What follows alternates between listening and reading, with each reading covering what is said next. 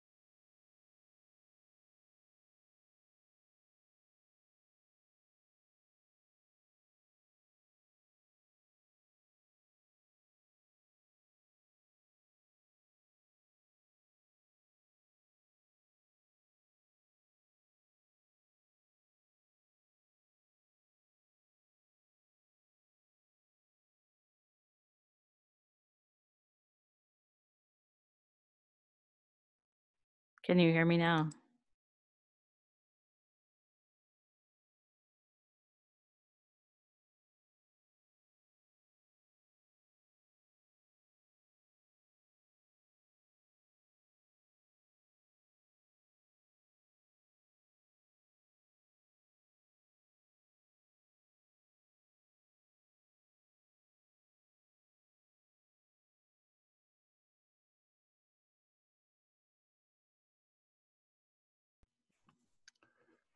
All right, we'll go ahead and call the meeting to order. Would all who wish join me in the Pledge of Allegiance? I pledge allegiance to the flag of the United States of America and to the republic for which it stands, one nation, under God, indivisible, with liberty and justice for all.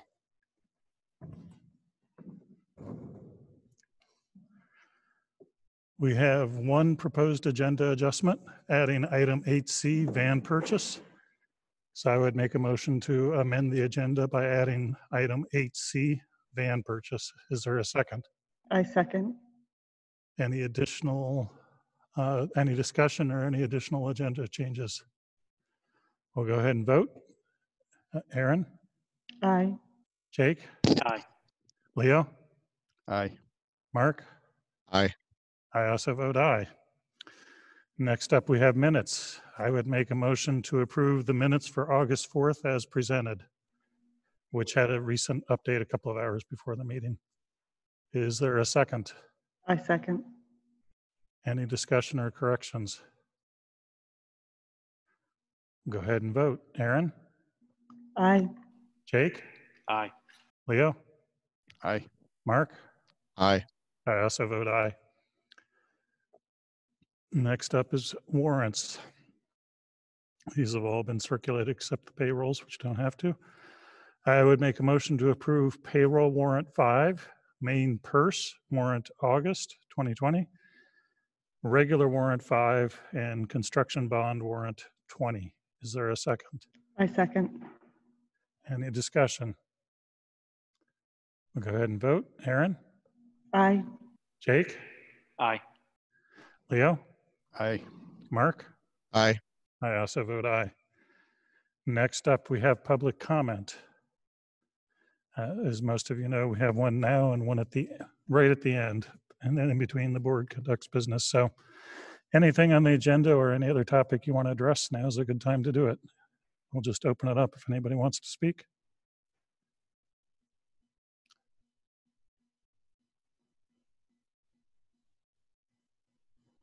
Okay, I'm not seeing any public comments, so we'll go ahead and move on. Next up, we have acknowledgements. You want to start, Mark? We usually end with you, so give you a chance. Sure. I just want to acknowledge the efforts of all of the staff, RSU-wide, in getting us ready to go and up and running. Kids seem to be thrilled to be back in school and see their teachers and their friends. I'd say so far so good, and I just want to thank everyone for their efforts on this, and let's keep our fingers crossed and hope we can keep moving forward. So thank you. Leo? I don't have any. this evening. Okay. I mean, I would just add to what Mark said. I've started teaching myself at the university, and it's definitely a different experience. I'm teaching remote, so that's got its own challenges. And I've had a technology issue all 4 classes so far, and that definitely throws you for a loop when you're teaching, and you want to focus on teaching and the technology is not working. So I really appreciate. I mean, like Mark said, I think things are going fantastic, but I also probably recognize that under that excellence that's being perceived, that probably a lot of teachers are feeling things are a little more shaky than the average year or two. So I appreciate everybody just diving in and moving forward and making this work, because I do think from the kids it's been a great experience. Jake? No, I have nothing else to add at this point. Aaron? Just to reiterate, what a great job everybody's been doing. From all the kids I've heard, they've just been really, really thrilled. Everybody keeps saying it was much better than they expected. So, Meredith? Yeah, I would reiterate everything that has been stated already, but also add just, I think our entire school community has really contributed to this being a smooth start. Parents and reading all the information we're sending, at different routines about drop off and pick up and how all that works. And for students, the very different routines around school. So really everyone has made it a smooth start for us. And as I talk to colleagues around, I think I feel fortunate that we started when we did. We have, today was day 8, I think, of the school year. So we have a good number of days, under our belt already, and beginning to feel like we're settling into a routine, and hopefully we can maintain that. But I just want to thank all members of the school community for this successful start of the school year. Okay, and next up, we'll move to reports. Start with the superintendent report. Yeah, most of what I have to offer is later on the agenda, but there's one thing additional that I did want to just mention. I sent the board an email. It's been, I think it was on the day of our last board meeting, and it may have gotten kind of caught in the busyness of that time, but we are registering to have 2 teams be able to attend the Cultural Competency Institute that Maine School Management is sponsoring. And those sessions begin, I think, next week. And we have, I'm attending, Meredith Diamond's attending. We have members of our racial, anti-racism and equity and education team attending. And we have a few spots. If you see something on that schedule that you're particularly interested in, and maybe you couldn't commit to all of them, but you want to jump in at times, we can make that work. So you just let me know. But we look forward to kind of how this information might influence and impact and inform the work that is already underway in the district. And just want to let you know it's not too late if you decide you want to jump into any of that. I think everything else on the agenda, everything else I have to report is coming up later. So I'll just turn it over to the principals to do their reports. Okay.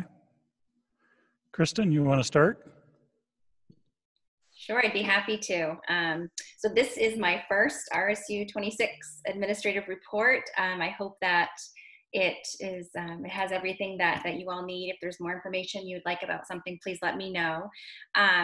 So as far as the school culture for student and staff celebrations, I have started doing morning announcements, wishing happy birthday to some friends, and we've had a focus on different things, and so far we've done kindness. So for the first 2 weeks of the school year, we were talking about different things that were acts of kindness. Today I introduced growth mindset and talked a little bit about what growth mindset is. It's great. I do a recess duty, and it's fun to watch them outside and not able to do certain things and be able to celebrate, oh my gosh, well, you can't do it, but you just can't do it yet. So that's really been amazing. I also like to share if somebody shares with me, a student shares with me when they've done either an act of kindness, or if tomorrow we talk about the growth mindset again. I love to be able to share their stories as well during the morning announcements. I'm enjoying the arrival and dismissal process as well. I'm in awe of how many faces and names I'm beginning to already recognize, and some parents as well.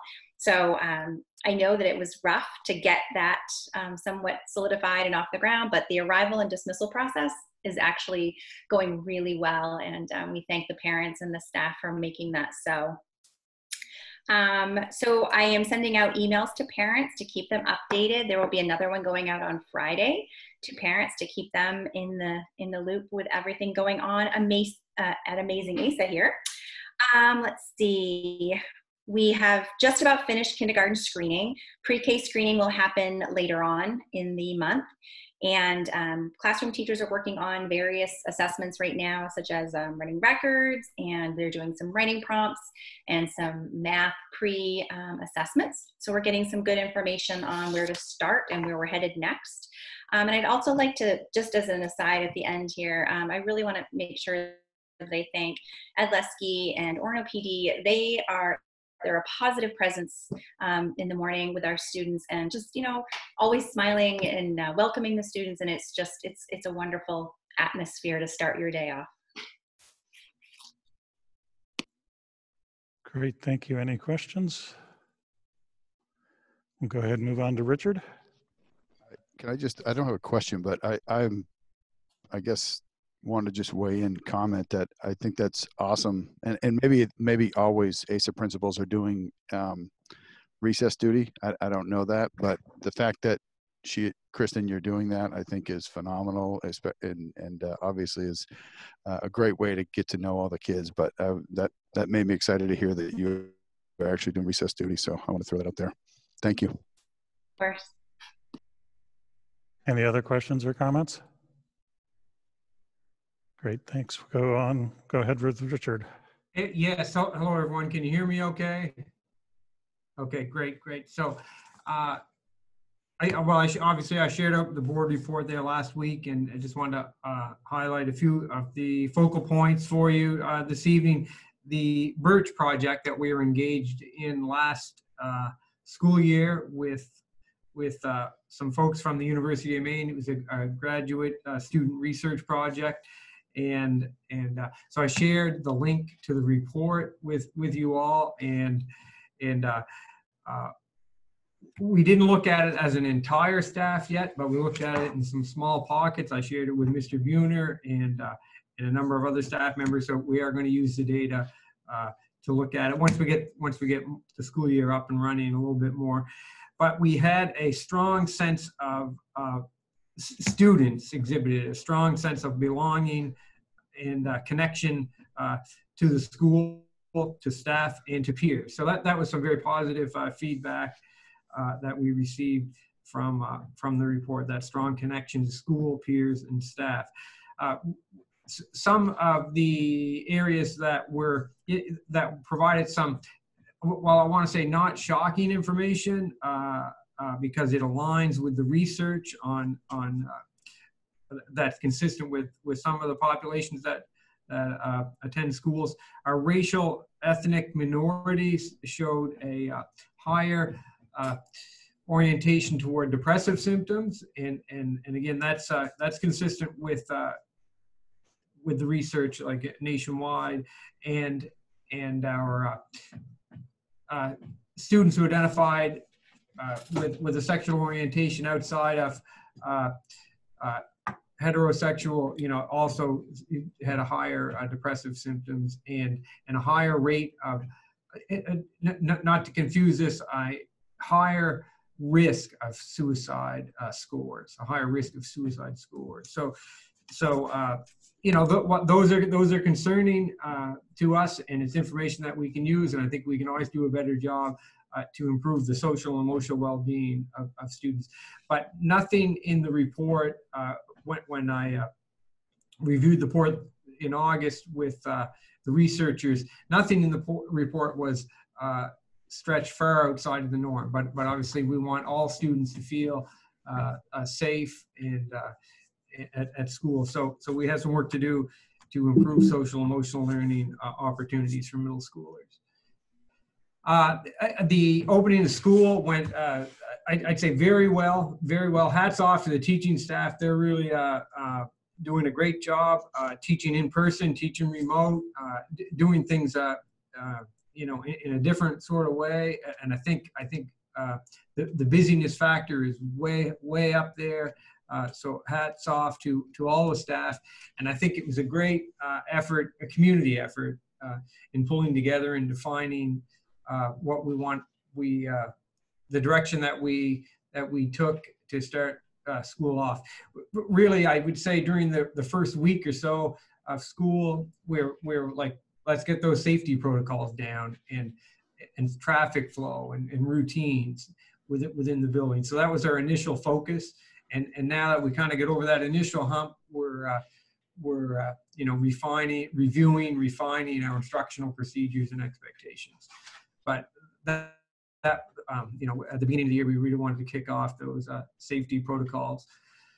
In the vision of academic learning section, last year we did some work. I talked with Meredith Diamond about some of the curriculum work that we engaged in last year. We reviewed our curriculum maps and started writing a curriculum guidebook. And so our plan is to, with Meredith's support, continue on that path and get that curriculum guidebook completed this current school year. And I'd say we're well on the way to that. Also, I think our current goal is to align our instructional protocols to district and board goals around instruction during remote and in-person learning during the hybrid model.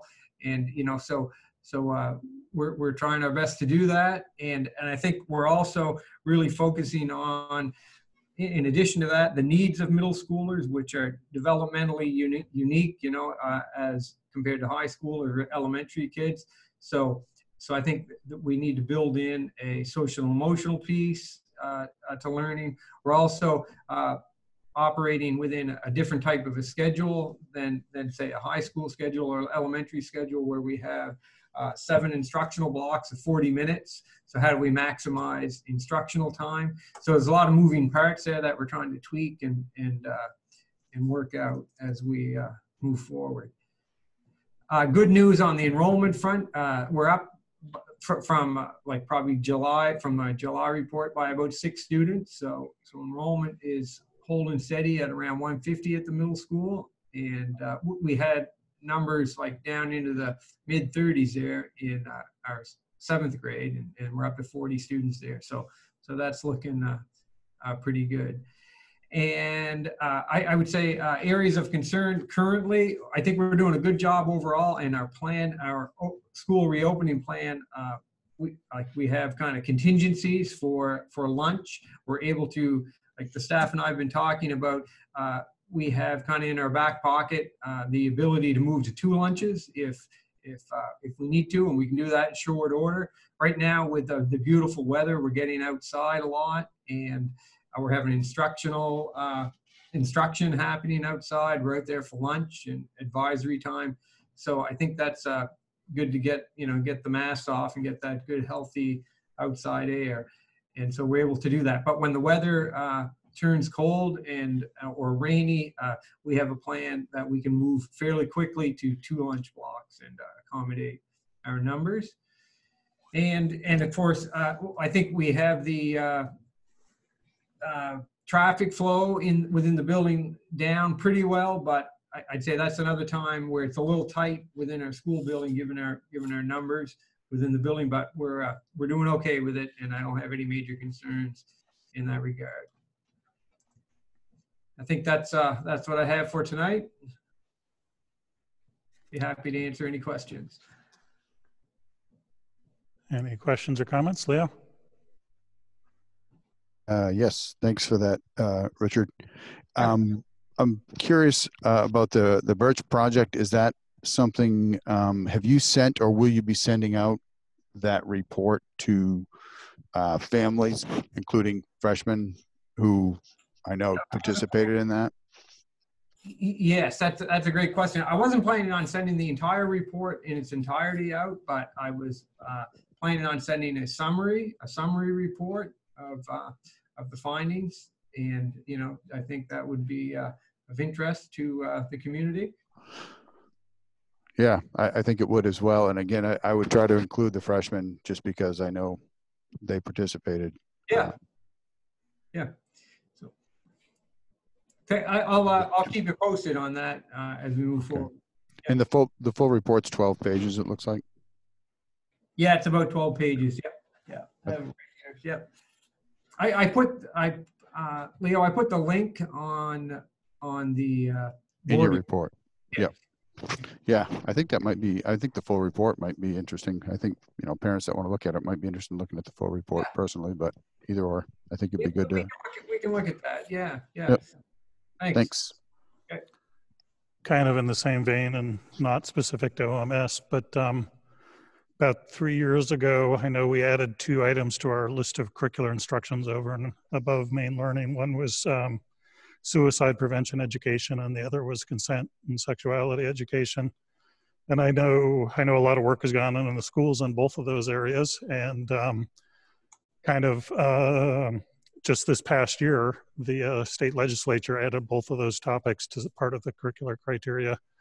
It was one of the things the policy committee was looking through, that there's now state laws requiring education in both of those areas. So it might be an interesting board topic somewhere down the road. It's not urgent, but to just get an update on what the schools are doing. And, you know, this report from the Birch, I think certainly highlights one of those topics as well. So like you say, Richard, not really deeply shocking if you're in touch with the literature, but I think to some parents who haven't looked at the literature, it might be surprising to see, you know, how much those ideas are already there in middle school. So. Yeah, and I think, you know, it's good information to us to have, because we're not, I mean, those same norms, I guess, or what's in the research applies to us. So I think what we can do about that is an important next step. Yeah, Orono's not a magic land where these things don't exist. I think some people think that too, but that's not true either. So yeah, I just think it would be good to get an update. I know a lot of work's gone in the schools, so it would just be good to get an update for the board, and therefore, in a sense, for the community too, about what has gone in those areas that are new. Rebecca, the head researcher, actually offered to come to a board meeting if that would be of interest, you know, at some point. I think I'm personally more interested in hearing about the school education, but is any other board member wanting to hear? She did come once when we kicked the study off. Mm-hmm. Is anybody wanting to hear again from the research side of things? I thought the summary report was pretty to the point. Mm-hmm. Okay. Yep. Any other questions or comments for Richard? Go ahead and move on to Reg. Right, hello, everybody. I didn't add the Birch project to my report, but I will jump on that. You know, met with Beckham at the lead researcher at the end of July, and to review the results. And I had actually invited her to come to a board meeting back in August, but August was crazy, so we put it off. I think it might be, she has her explanation, interpretation of the data is pretty thorough, so I think it might be helpful for her to come explain it. And one of the things we talked about was around the you know, suicide ideality, and one of the things that we talked about was the belief that the suicide prevention that we've done in the Orono schools has been reflected in the findings, that so in a very positive way. So something to consider. I think the way she explains that, you know, she really dove into the data, and I think her explanation could be a 10 or 15 minute overview, and it certainly helped me better understand that 12-page report. But anyway, so it was good. It was very positive overall. So good. Anyway, onward to the high school. I just want to really highlight the job that teachers have done. You know, the classroom teachers have been outstanding in adapting their instruction to this hybrid model. Just seen a lot of creativity, innovation, collaboration. It's really, frankly, been inspiring. and greatly appreciate their hard work. You know, at our faculty meeting last week, we broke up into small groups, and teachers just shared, you know, one didn't have to be technology based, but one instructional practice that has been really effective. And that discussion was good to hear about after. So I appreciate the work that everyone's done, but in particular the teachers. They've really jumped into this challenging situation and are getting into a pretty good groove. So anyway, really hats off to the teachers. And the others, you know, our laptop, I did put in the report about our laptops and textbooks being distributed to our full remote students, which was also a challenge. We have about 70 families who've opted for full remote. And so just the logistics of collecting all the textbooks of the teachers of those 70 students and the laptops and getting them together in a way that could then be picked up by parents. And it was a challenge. And so I just really appreciate the cooperation that happened there to pull that off. We have maybe 2 or 3 that we still need to get books to.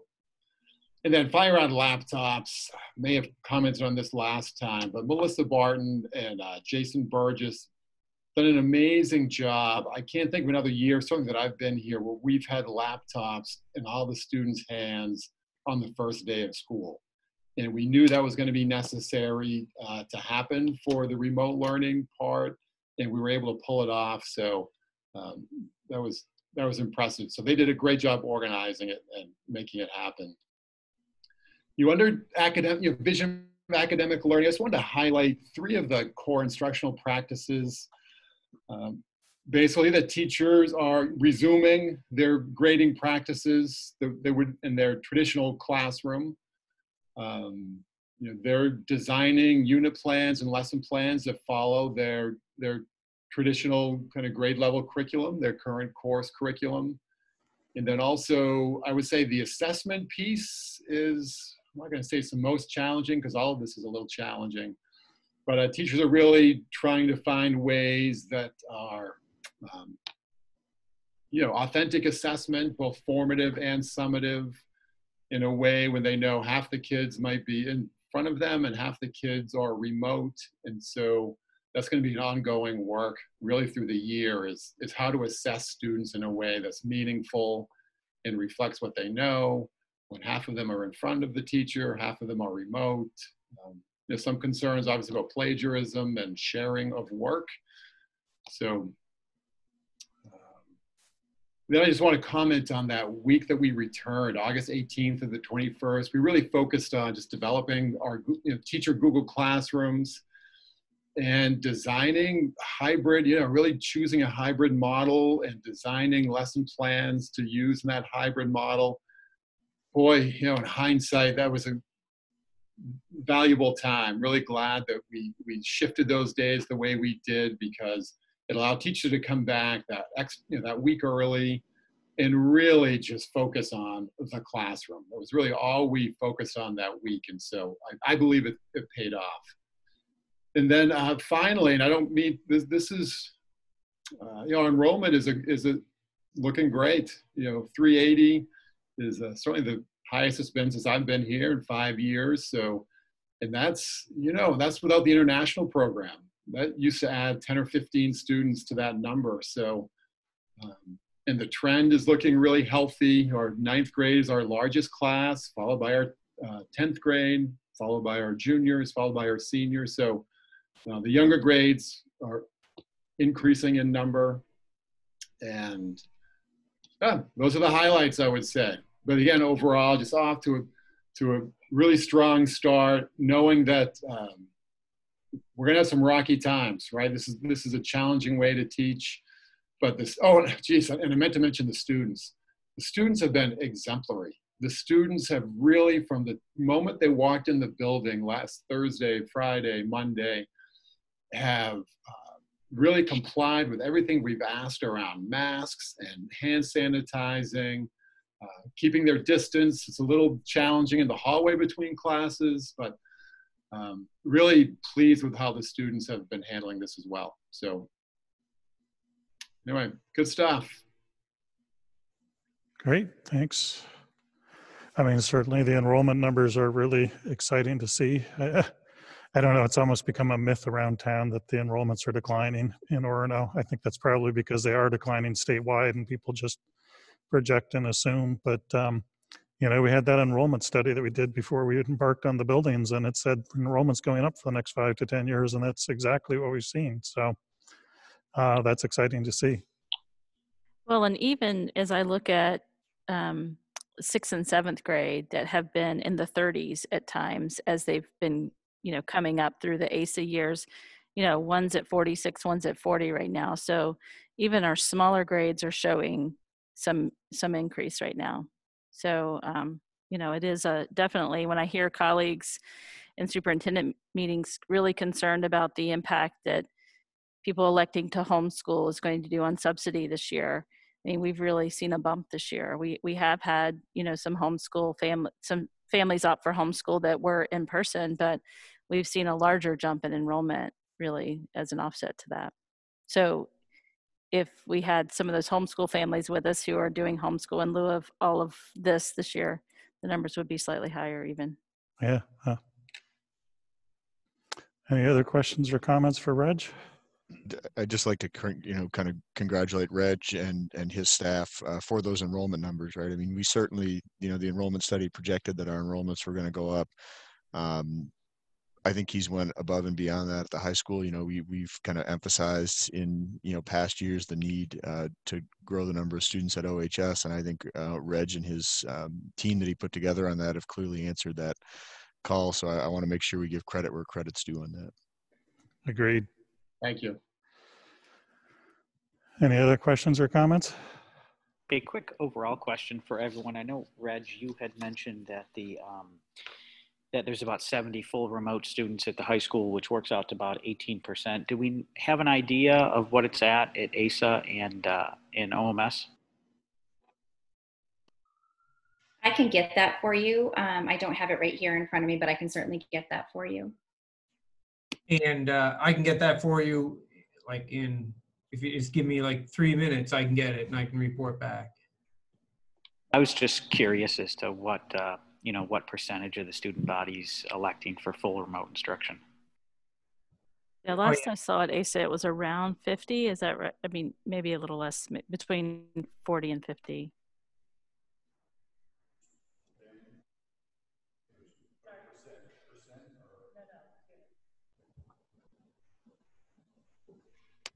Like I have 15, like that's a ballpark, 15 total school-wide out of 150.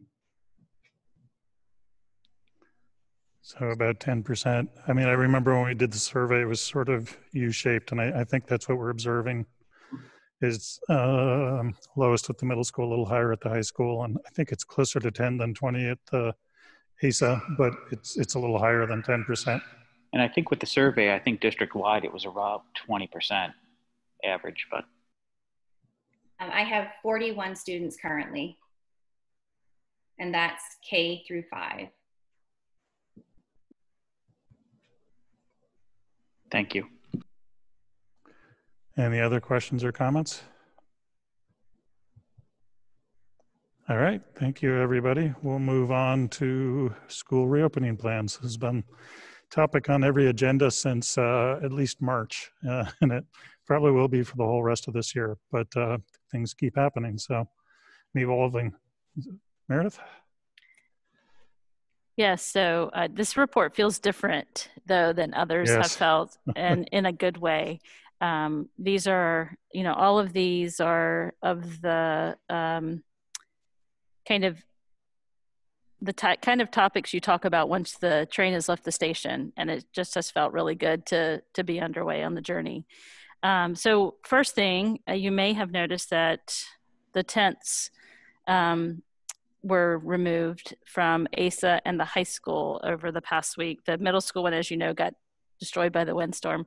And so in looking at the regulations with the fire department as they are charged with kind of compliance with what the state fire marshal put out for guidance around tents, The two tents that were the 20 by 20s were not the fire retardants that's required, and the material was such that it couldn't be applied with a spray. So we did have to take those down. We bought these tents back in late July when we began planning. The state fire marshal came out with this guidance in mid-August, and we put up our tents, and then the fire department were doing their due diligence and came and looked at it with us, and through lots of talk and discussion and brainstorming, and we realized that there just wasn't a way to have those tents work. So the good news, though, is the 30 by 30 tents that we had ordered also in late July that are coming. They're due to be manufactured and shipped this Friday. There was that much of a wait time, like 6 weeks of waiting for these tents, which is why we ordered them in July. Those are fire retardant and meet the requirements, so those will be good for us to use. And then we have some just new information to help us with any future tent purchases that we may make, to help us make sure we're in compliance. We are going to rent a couple of tents to replace what we had to take down. And we have something coming for the middle school, though we got a troubling email today that our shipment may have been lost. Those emails you sometimes get. So we have to reevaluate that based on if those are actually coming or not.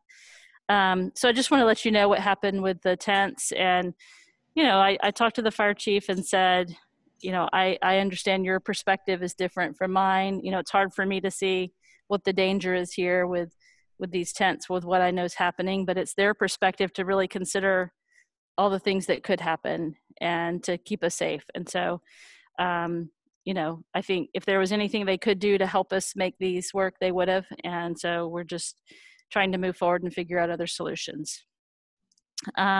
The other thing I wanted to update, aside from the things that I had listed on the agenda, is word came out late last week that the USDA is continuing their waiver for the free school lunch program, breakfast and lunch program. And so what this means, we're going to put out some information to families tomorrow, is that anyone eats free, breakfast, lunch. You don't have to have the qualification to do that. So, and that's if you're attending in person, or if you're on a remote or hybrid day, you can get lunch. They have a process they've established for pickup right now. So you just have to go through that process if you're picking up lunch on a remote day for your family. But it's great that this is going to be available, and it actually gives us slightly more subsidy for families to eat this way as opposed to paying. There's a higher reimbursement rate for lunches and breakfasts that are served through that program than what we actually charge. So families will enjoy having that benefit, Ben says, through December 31st or until funds run out and they stop the program, whatever happens first. So that kind of is related to something we're going to talk about a little further down the agenda. We hope to be able to establish a delivery program, but we're just not there yet with capacity. And we hope that the van purchase can be a part of how we can make this more accessible to families on their at-home learning days. Any questions about those two items? So to summarize, are all students receiving free breakfast and lunch if they so choose? Is that correct? As of today, we could start that, and that's what they did. So I'm sending the letter out tomorrow to just let families know of that. That's huge. Thank you. It is huge. Yeah.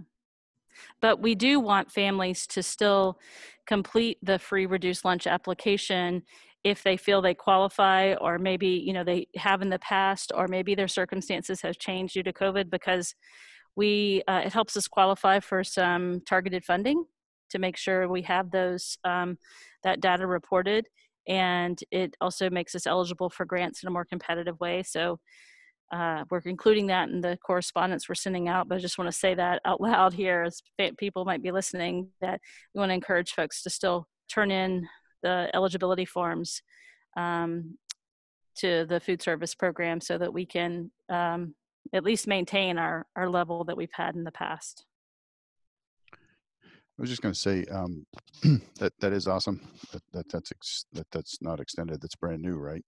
Um, we should we should definitely be tracking. I think it would be really interesting to see over time when it is free. Does that really change the number of meals served? And because I know at least at the high school level, I've always heard that there's this thing about people not filling out E-rate or not filling out the free and reduced forms. So it would be really good to see the impact of meals served. I think we ought to be watching that closely,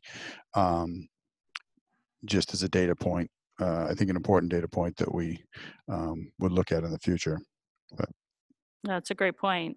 And we definitely will have that data. Ben has to report very specific numbers each month, delineated by school, by breakfast, by lunch, who's, free reduced, who's paying. So we'll be able to have that historical data to compare. and on that note, this isn't the place for ask for data, but I think that it would be good to see, because I know that we've been the staff all summer at the end of last year has really been busting it and done an amazing job. It would be nice to see kind of where were we at the beginning of the last year and where were we at the end in the summer. I think looking at those numbers would be of interest for me anyway. So yeah, we if can I could definitely ask bring for that data. Thanks. Towards the point about, asking people to still fill things out, is there a reporting date, like attendance is October 4th? Is there a reporting date that we need to be watching? It's the 1st of October. That's the time period where we try to have all of our data accurate for that, because they capture it, and then that's it for the year. Okay. In terms of qualification for funding. So yes. And that does get applied to several different areas. I mean, I know of the telecom E-rate reimbursement that comes straight from there, but I think there are several other important reasons that we need people filling that out. Yeah, so. I mean, there's targeted subsidy on our state, allocation for this, for free reduced lunch. And there's also, almost all of our federal grant programs are in some way impacted by our free reduced lunch rate.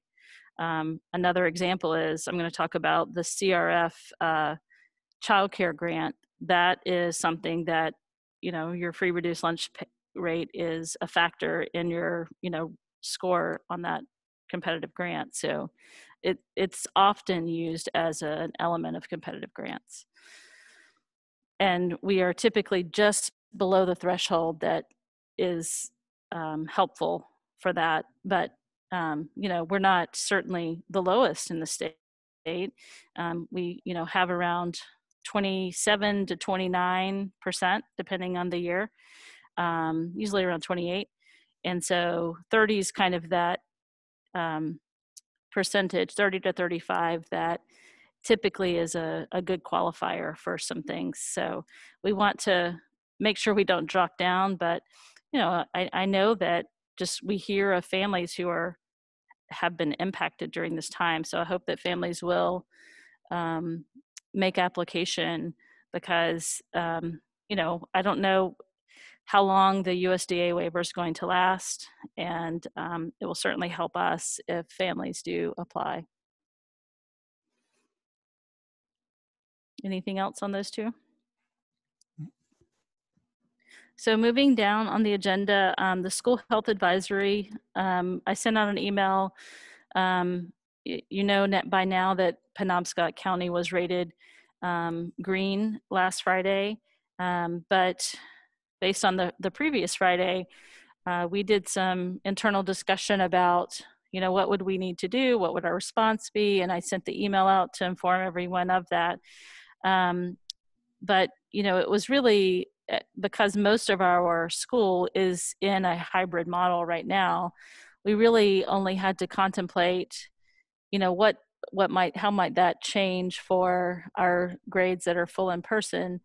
if the rating changed to yellow and we determined that it wouldn't just be a yellow designation, but we would look a little closer at the greater Bangor area to determine if we needed to make a change. But in preparation for that, both Kristen and Richard developed hybrid cohorts for those grades that are attending full in person so that we would be ready to make a shift as necessary.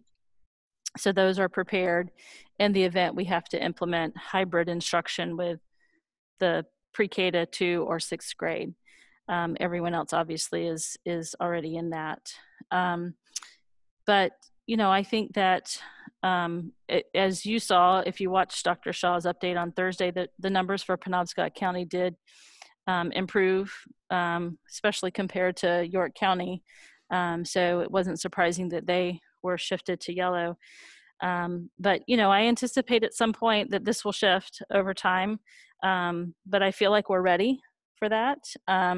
It is going to be a bit of a judgment call, though, to determine, if the greater Bangor area feels a little more vulnerable than perhaps other areas of Penobscot County. If this area is the reason for the yellow rating, as opposed to this didn't feel like, this past situation felt like if we were yellow, it might not be because of the greater Bangor area, more for what happened to our northern friends in Penobscot County. So, all of this, there are no black and white answers about this ever. So, I think that for right now, I feel like we're in the right place. And, our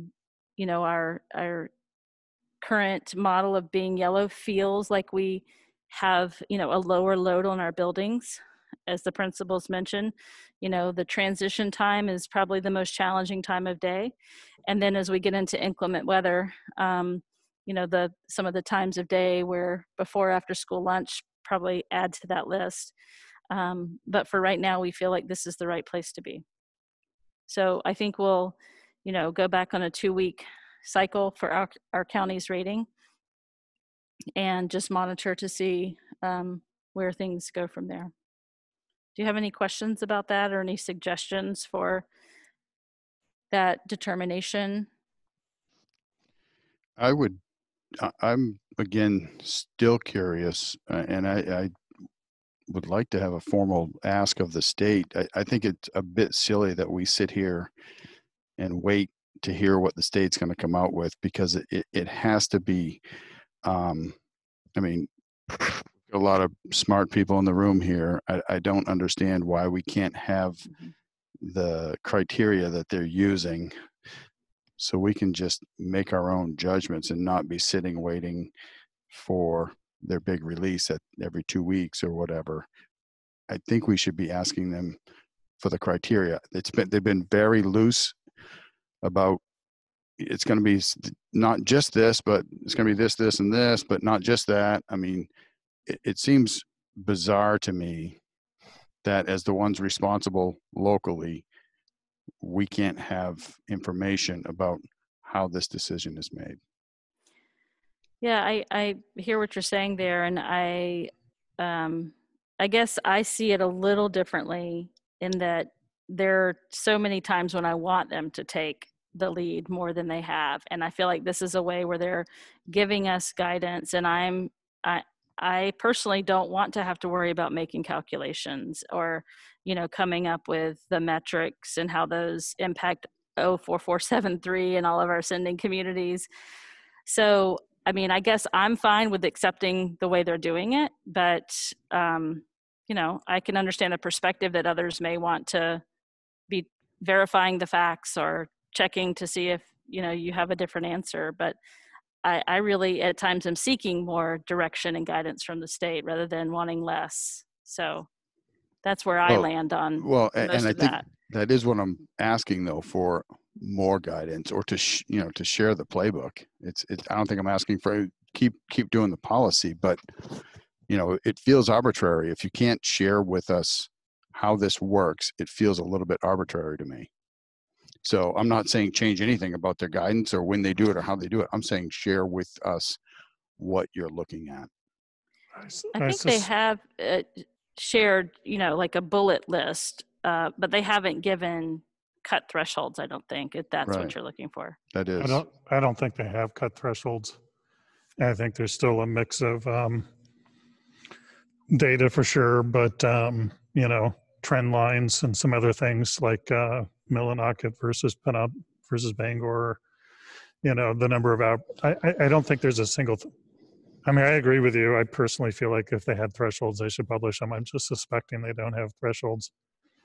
I suspect where these came from. Harvard Public Health came out with a back to school approach, and they had it was a 4-color system. There was an orange color in there too, but they do have precise numerical thresholds. I can share that if you want. I suspect that's part of what's informing Maine, but I think they have soft thresholds on purpose. So they probably can't, much as I agree with you that, you know, it's a really big influence on our lives. It would be nice to have transparency. I don't think they have hard thresholds, so I'm not sure there's anything more they can share with us. Actually, Dr. Shaw was asked that question today, and I was listening to his 2 o'clock press conference, and one of the journalists present asked what they'd be looking at to allow York County schools to move back from yellow to green. And Shaw's response was essentially, you know, what Brian and Leo both laid out, is that there are some data points they look at, positivity rate being a key one, but there's also elements of community transmission. And he said there's, you know, just as much art as science here on this. And so it's very soft. I agree. And I get the concerns over that, but I think in terms of sharing, I think Brian's right. I don't think they have anything else to share. So, I mean, you could ask for better defined guidelines, but in terms of what they can share with us, I don't know. I don't know what they could share.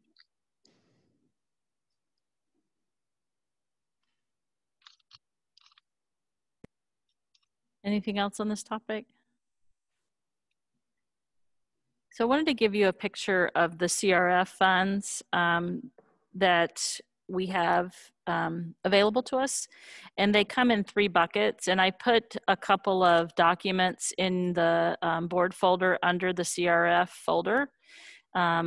And the first one is one we've talked a lot about, and that's just the standard district allocation that every district received. You didn't have to, it wasn't competitive. It was an allocation, I think, just based on really enrollments. And in part, I think it was influenced by the free reduced lunch data as well as an element of that calculation.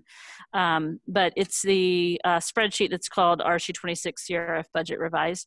So that just shows you the spreadsheet we had to submit. And that was, we calculated this, the allocation, as you can see, sorry, there is 634,582. We've talked a lot about that number in past meetings. And the criteria for this money is that it had to be something that was an expense that was, you know, caused by COVID.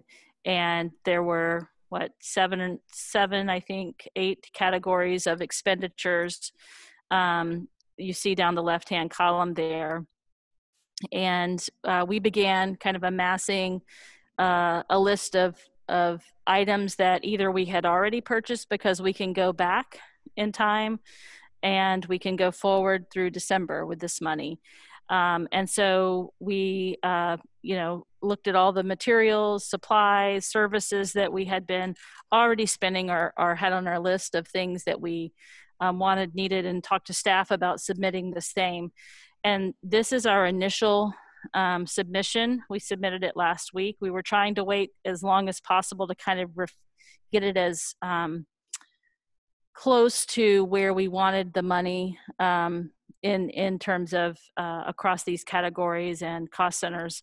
We can do a revision right at the end of September to kind of further refine how the budget is lined up, because there were, I think when we put in everything that was known, we still had around $115,000 that was available. And so we split it under technology and materials supplies, because that's where we're still, you know, daily coming up with, oh, we need this, you know, trying to solve this problem of amplification in classrooms, and how are we going to solve that problem? And so we're piloting some options for that. And then we have some money here that we can buy what we determine to be the most effective to solve that problem. So we can tweak the budget through the end of September. So you can see on here, there's just a little description under each category what right now we have as planned expenditures there, or some of these, as I said, are past expenditures. We made the decision not to go back in last fiscal year to pay ourselves back for the spring, because as we began looking at this, we really didn't think there was going to be any problem in spending what we had from July 1 forward. And it just becomes a more complicated element to go back and impact last fiscal year. So we are keeping it all in this fiscal year. And you can see that for example, something we're going to talk about, the van is here as a potential expenditure. The storage units that we rented for storing the additional furnishings are here, and also for contracted service for some of the HVAC work we had and continue to have done. You can see material supplies. There are a lot of different elements to that, because that's both instructional supplies, but also PPE and safety supplies. We didn't really have a need around equipment for nutrition services. We felt like we were in good shape there.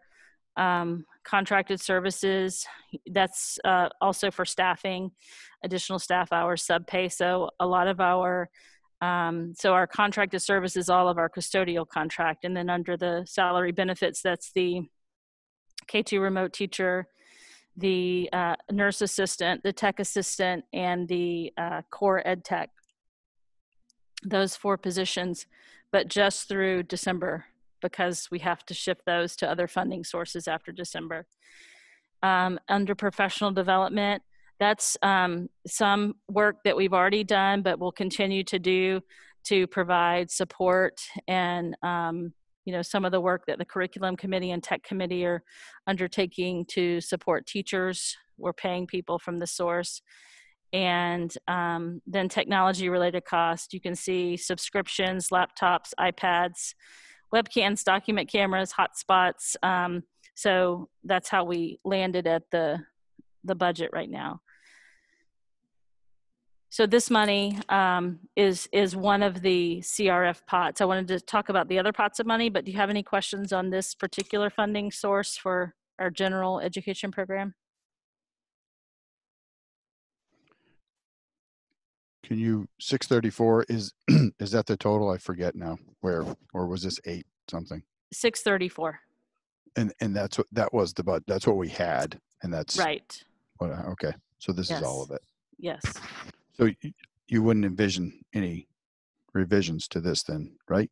I wasn't sure. You said you can adjust I think it we in the will. final. We will it'll still be 634, but we may end up putting more in some other lines, because we had that at the end, that around 115,000 that we didn't have a specific item yet that was earmarked for. So we put it in material supplies and technology, but we may tweak those somewhat based on what we find. We may need more in technology than in material supplies, so we can make that change by the end of September, but the 634 won't change. And they provided these categories across the top. Those are what we were supposed to stay within, except Right. You got other, obviously. Okay, great. Yep. Thanks. Are we, I assume we're not concerned that we're going to leave money on the table here? No, I have no concern about that.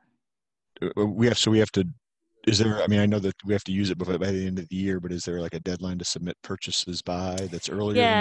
Yeah, we need to have our funds encumbered. I don't know if Lynn's on the call. She is. Lynn can correct me. It's sometime in late October. Is that right, Lynn? That we have to have our funds encumbered? Yes, we have to have them encumbered by then. We have to have the materials here in use and paid for by December 31st, and we have to request them by January 31st. Yeah, request the reimbursement. So we've got essentially a little under 2 months to kind of make the final decisions on what to do with that remaining money, and also making sure that anything we get, we can have in place and be used by the end of the year. Right. Yeah, I don't have any concerns about that. I think we're just trying to make sure that we're making good choices that make sense. Like I gave the example of the amplification, that we're trying to determine which tool will be the best tool and then invest in that particular one. So I think we have a little bit of time to do that with, but your point is a good one, that a lot of these items end up being back ordered. So we're having to consider that as we think through it. But one of the things that we're finding is that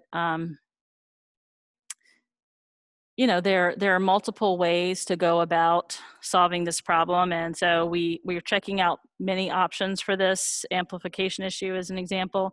And so part of our decision might be based on availability and performance. So we put in an order for iPads last week, and I think there's a 4 to 6 week wait time on those. But we have our order in, and they've given us that time frame. So, I feel like for the bulk of these items that we're going to be in well in advance of the deadline of having things in of December.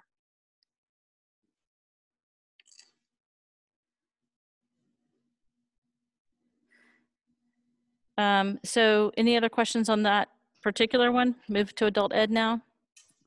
So I don't have a budget for, oh, sorry, go ahead. I didn't realize we were going on there a minute ago, but I just wanted to back up to the, I guess it's health advisory. This really doesn't fall under that, but I think I just wanted to call out the results from the University of Maine testing. That we talked a lot about this. We had a lot of concern from community members, and I think it's worth mentioning.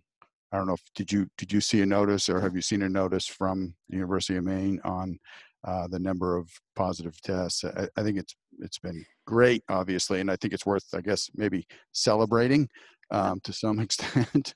No, I completely good news, agree. and I think it's good. It's good to share that here.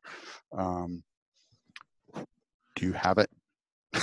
Oh yeah, so there was a forum last Thursday, I think, that I watched almost all of it, and they shared the results of the asymptomatic testing anyway. And it was at that time, I want to say, were there 4 or 6 out of the the update 5,000?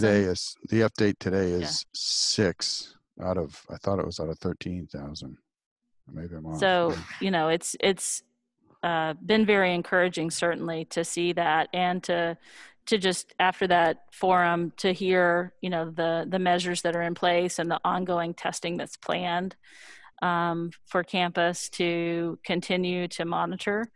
So I think it's been to me, it's a very positive sign for our community.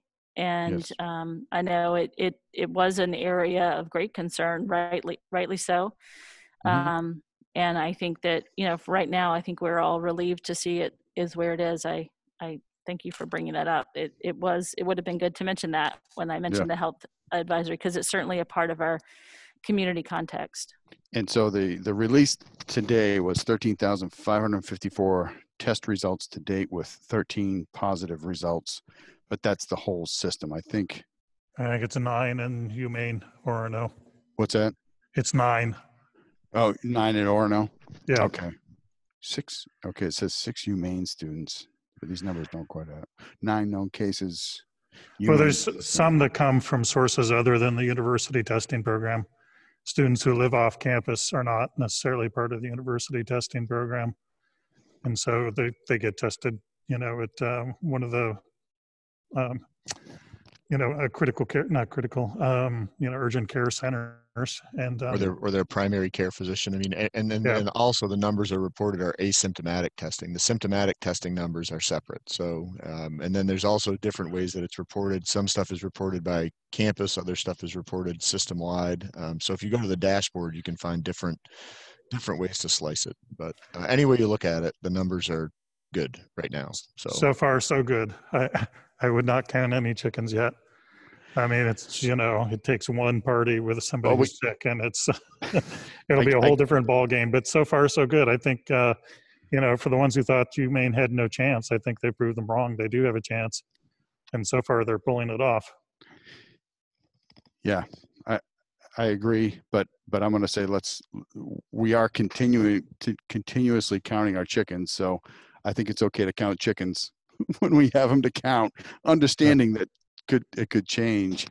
But this week is good. I'm not going to hazard a guess for a month from now, but this week is good. Yeah. And I was impressed in the forum with just the measures that I heard. The mask policy on campus is more stringent than the state policy or the state mandate, and even the town of Orono mandate. So I think they're really working hard to keep awareness in the field of vision of those on campus. So I think they're doing all that they can to make it successful. So I was impressed and pleased with what I heard and have seen. They're being quite aggressive. It's mask anywhere on campus except your own office. When I bike to work, I have to stop and put a mask on when I reach the border of the university, because they do enforce it. I know people who've been kicked off campus for biking without a mask, and I've seen outside classes where students were closer than 6 feet and a police car pulled up and the students all moved 6 feet apart, and they've suspended a few students who weren't following rules. So it is they're definitely pulling out all the stops to make this work. Yeah. So back to budgets. Yeah. So I wanted the adult education funds, we haven't finalized a budget yet. Rebecca Cross is, and I actually were emailing about that today. She's going to be sending that to me shortly. But our adult education partnership, the 3 districts together in our partnership, was allocated $8,884. And I think she primarily plans on spending this to help with technology costs, because that was a real barrier last spring for students in the program. So I think that's the majority, how she plans on focusing those funds. I think for the rest of the operation, the school districts, we include them in all of our, PPE and cleaning supplies. And so that's really taken care of. So I think it's mainly some basic, maybe plexiglass, but also the technology is the predominant plan for that. And then finally, the child care grant, that's a competitive grant. And I haven't really mentioned this much because it's just been in planning for a while, but we had to go, shift quickly into kind of let's figure out how we can make this work and get this application in. We've been working with a group from UMaine who the town really connected us with that work group. Because the town was working with us and the town was working with this group on campus to try to solve the first, I think their issue was really around kind of workforce issues with childcare. And we had similar interest with that, but also for our families at large. And so we've been working on developing a program that the university largely is going to they are going to staff completely through their campus rec program. And we'll work together with them on, if we were able to secure this grant, in outfitting the Next Link building out on, is it Godfrey Drive? To be able to house a childcare program that would serve RSU 26 families, and then with space available, university staff, children who need care. And so we hope to be able to receive this grant to fund this program. And, we expect to be able to hear in the next week. And if we get this program, then the care is free through December 31st. And so it will be a great kind of boost, I know, for a lot of families if we can make this happen. So we really hope that we're able to get these funds. And so you can see the allocation. There's a chart that shows the budget. And, just kudos to the staff at the University of Maine for helping us with this, because, we were working on our own, but our main barrier was facility. We really just could not find a place to make that happen. And but in working with them, I think this access to this grant really helps us both see a way to make this come to fruition. So fingers crossed that we get the funding. Any questions on that? You know how long it would take them to get the building ready? They're looking at 2 weeks. Wow. They're already starting some elements to be ready, and they think that if we can find out this week, we hope to be able to have 2-week turnaround time. Wow, that's great. Do you have, or have you shared, and I just missed it, what kind of numbers will you be looking at as far as families? I didn't share. It's on a day-to-day basis, we would have a capacity of 75. But on Wednesdays, because that's our full remote day, they are prepared to go up to 150 just on that day of the week. So 75 per day, and then on Wednesdays they'll do the 150. What's the if we're up to appetite? that. What's the appetite? I mean, what kind of So in our people survey data, we numbers? had around 50 families who in grades 3 through 5, because that's the group that we targeted to provide childcare support to, because they're under hybrid. So of those families, we had about 50 students that indicated either yes or maybe. And then the university is still surveying their families. But, if we have 50, that leaves a good, I think a lot of those 50, or not a lot, probably a good portion of that 50 is connected to UMaine. But then, they have families in surrounding communities as well that could take other seats after our students have to be placed first, since we're the fiscal agent that's applied for these funds.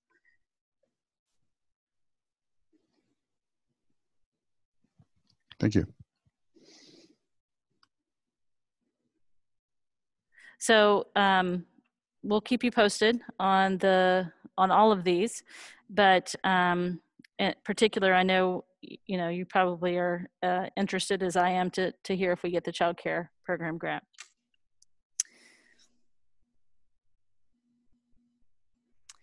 The last thing on the agenda is an update about extra and co-curricular offerings. A couple of things here. At our last meeting, we talked a lot about fall sports, and I do want to circle back to that. But first, the other thing that was asked at the last meeting was kind of an update about performing arts groups, and what could be done with those groups, and what the discussions have been for those groups, and whether or not the offerings will move forward.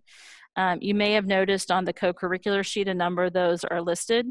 And I know that it mainly is around the middle and high school where we have some of those groups. The ASA offerings aren't until next season, not the fall season.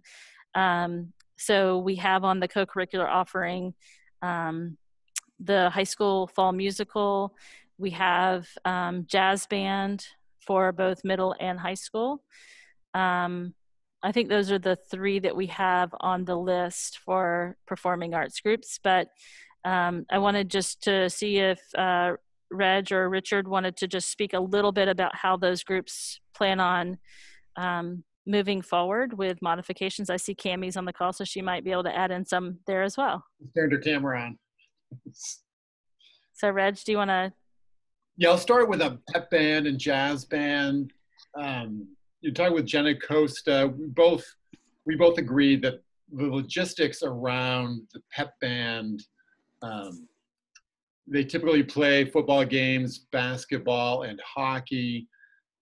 Basketball and hockey just involves playing indoors, and we're just not sure we would be able to rehearse inside and also just be allowed to play inside, meeting the guidelines.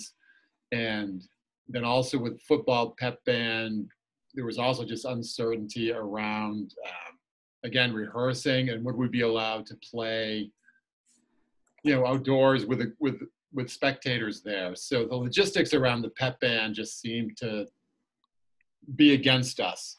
But the jazz band is a smaller group, and finding the performance space is less of an issue. And so we're moving ahead with, and also she has some pretty creative ideas around just doing some remote rehearsals with jazz band. And so we're moving forward with the jazz band, and we're not moving forward this time with the pep band. And then Cammie, I'm gonna let Cammie speak to the fall musical, because she's the mastermind behind just being really creative around outdoor performance space and everything from kind of remote auditions and meetings, and just being really creative with unique performance at the end of this. So I asked her if she wouldn't mind filling in some of the details there. Sure thing. Thanks, Reg. So we're going to do two things for the fall musical. One is an outdoor performance that will be scenes, solo songs, and monologues. And we're going to use a big backdrop that will allow us to project students that are zoomed in. So they'll be able to have a scene where they talk with other people via Zoom. They'll be able to dance and choreograph, like be in choreographed numbers behind like a solo singer. And then, so that will be one piece. And the other piece is a fully remote on Zoom. There's a couple things that are coming out next week that we're kind of waiting on, but they're putting some musicals into a 20-minute format for Zoom. And so we'll either do one of those, or we'll do our own like kind of scenes, songs, monologues via Zoom so two options, one that will take place kind of mid-October outside, and one that will happen mid-November via Zoom that's open to like any number of audiences. The outdoor performance is a limited audience, probably like 25 to 30, depending on what that looks like socially distanced. And also all of this could change and we could go totally online at any time. I just wanted to add, Reg did a nice job of summing it up. I spoke with Jen Acosta, and hats off to her for just thinking outside the box and being very creative. And you know, the goal for both of us is to have kids just hang on, you know, keep their enthusiasm for maintaining the strength of our music programs. And so she really has some great ideas, you know, some recording and horn. She has these masks for horns and different things, and outside learning. And she's really up on the research that came out of Colorado this summer. And so I think she's going to really do a great job with our jazz band this fall and winter. It's great to hear that these things are going forward. My motto for the last 6 months has been, if we want things to go forward, they have to go forward differently. And it seems like that's exactly what we're doing, is we are going forward, but safely. So that's great. I had one question, Cammie. You mentioned dancing. That's not troop dancing? I can't imagine how you get social distance there. No, it's all CDC, like that main DOE CDC approved dancing via Zoom. Like if they're on a projected screen and they're all on Zoom and they're doing choreography, you know, at home on Zoom, but someone's solo singing in front of them. We talked about beauty school dropout from Greece, like would be a good example of that, where someone sings that song, but there are people with like curlers in their hair at home doing choreographed dancing. Yep, cool. Yeah. Thank you, everybody, for the creativity. Absolutely. And I can't wait to see how this all turns out. And I think it's, you know, it'll mean so much to our students to have these offerings. And I think just being a part of this, you know, these productions, though they are going to be different, or the jazz band, even though it's going to be different, will be very meaningful. So thanks to those individuals. I know that middle school drama was still in discussion. I think, as Cammie mentioned, I think trying to find pieces that that work for this and that can include, you know, a number of individuals. The middle school program is usually quite inclusive, and I think that's been the challenge, to find pieces that work for that. So I know they're still looking and considering. Is that right, Richard, Rachel? That's correct. you know, we haven't ruled anything out yet, but we're exploring that there's some challenges, you know, in being getting the right script or the right technique to include a large number of students like what we're used to, but still looking at options. I've been looking at options, and Cammy's been nice enough to invite us if we can work it out to join the extravaganza on Zoom. So it could be a really cool joint middle school, high school performance that you could watch on Zoom. So still thinking, but I've got some plans going on. So we just wanted to bring you that update. Certainly there are more programs that kick off in the winter season, but just like, you know, with our sports discussion, we don't want to get too far down the road because, you know, conditions can change. So we really just wanted to think through the things that are happening or get initiated in the fall. So those are the ones that fall in that kind of category. I wanted to circle back. I provided you with some information in the folder. You've probably seen all of that well, where are we in days? A week ago Friday, I think, the MPA came out, the state came out with their response to the MPA framework. The Commissioner Lambrou and Commissioner Macon came out with their response that shared the updated community sports guidance that had been updated that day. Probably most notably in that, they had moved soccer from high risk to medium risk. I'd say that was the most notable change in that document. And also kind of indicated to the MPA that the expectation that the MPA would go back and examine their plans for fall sports based on the feedback outlined in this letter, where the state kind of indicated where they had found that the MPA's plan did not follow the state's framework.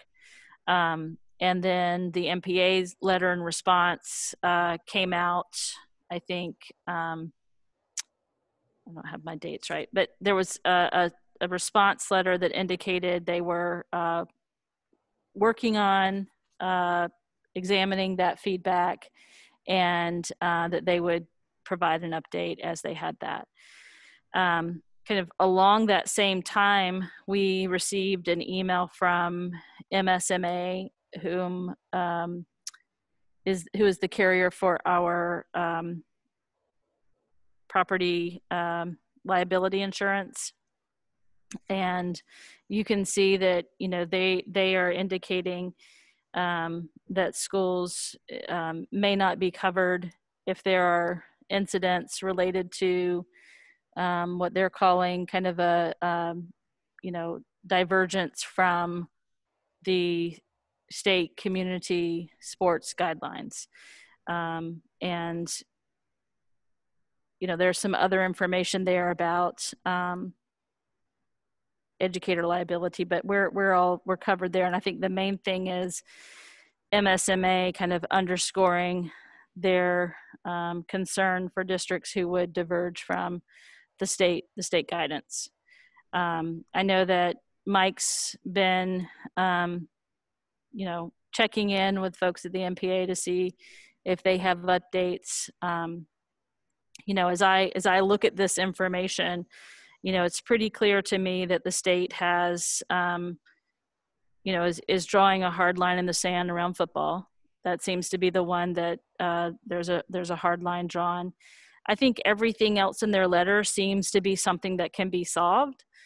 Other than that, just the way I read it. And, you know, I would like for the MPA and the state to kind of be able to align so that everyone's clear and knows how we're moving forward, at least for now. And hopefully we'll get there. But I wanted to give a chance just to kind of debrief all of this new information. I mean, we had our meeting and acted based on really, you know, new information that came out that evening. And because I think, you know, internally we want to be able to tell folks kids not to have expectations that aren't maybe going to happen.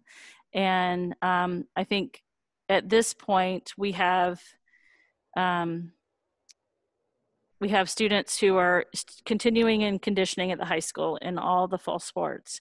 And we have a plan at the high school for if the state and MPA doesn't end up having competitive football, inter-school competitive football, we have a plan for what that experience would be at the high school level.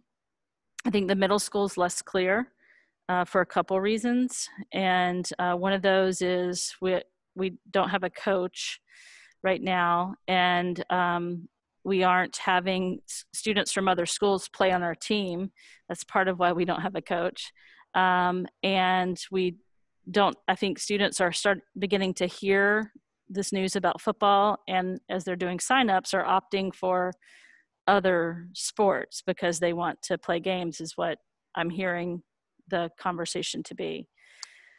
So, I think I was talking with Mike about this today. Mike sees a way to offer something for kids at middle school who might, want to pursue. If there's not a competition level at high school, there may be a way to integrate some of them together if it's inter-school scrimmages at the high school level for football. So want to give just a chance to talk a bit and see if there's, a direction the board wants to go, or if we want to.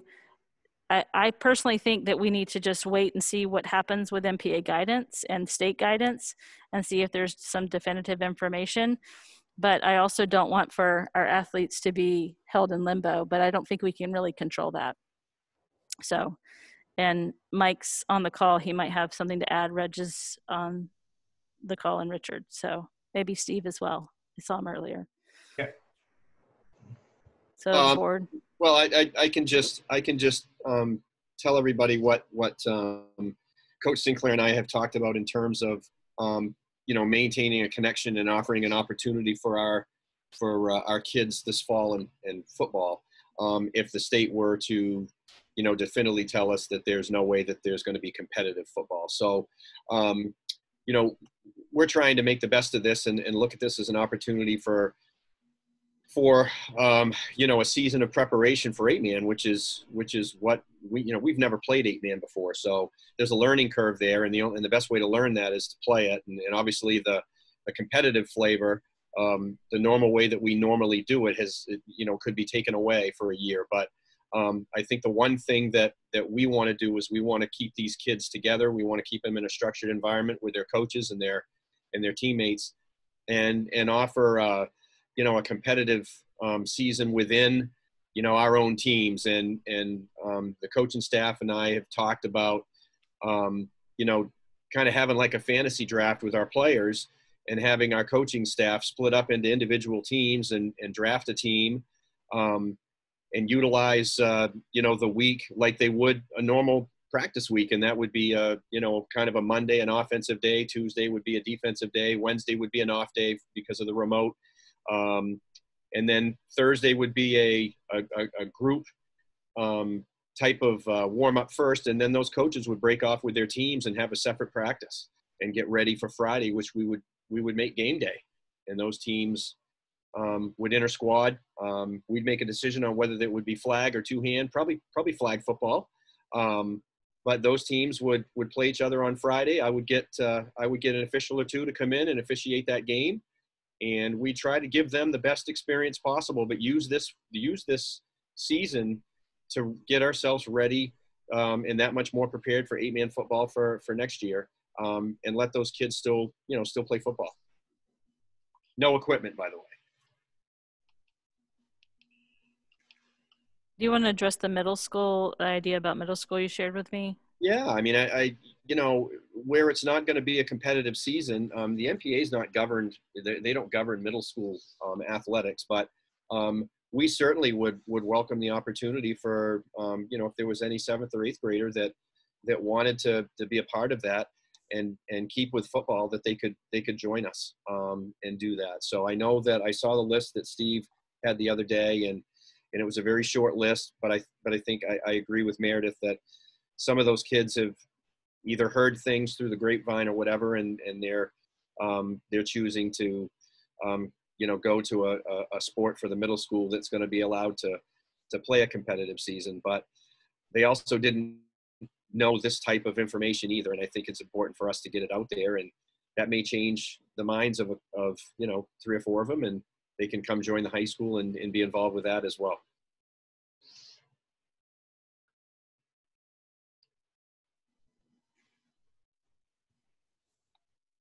Volleyball, I'm sorry, Meredith. Volleyball is the other fall sport that doesn't appear that it's going to be able to play this season.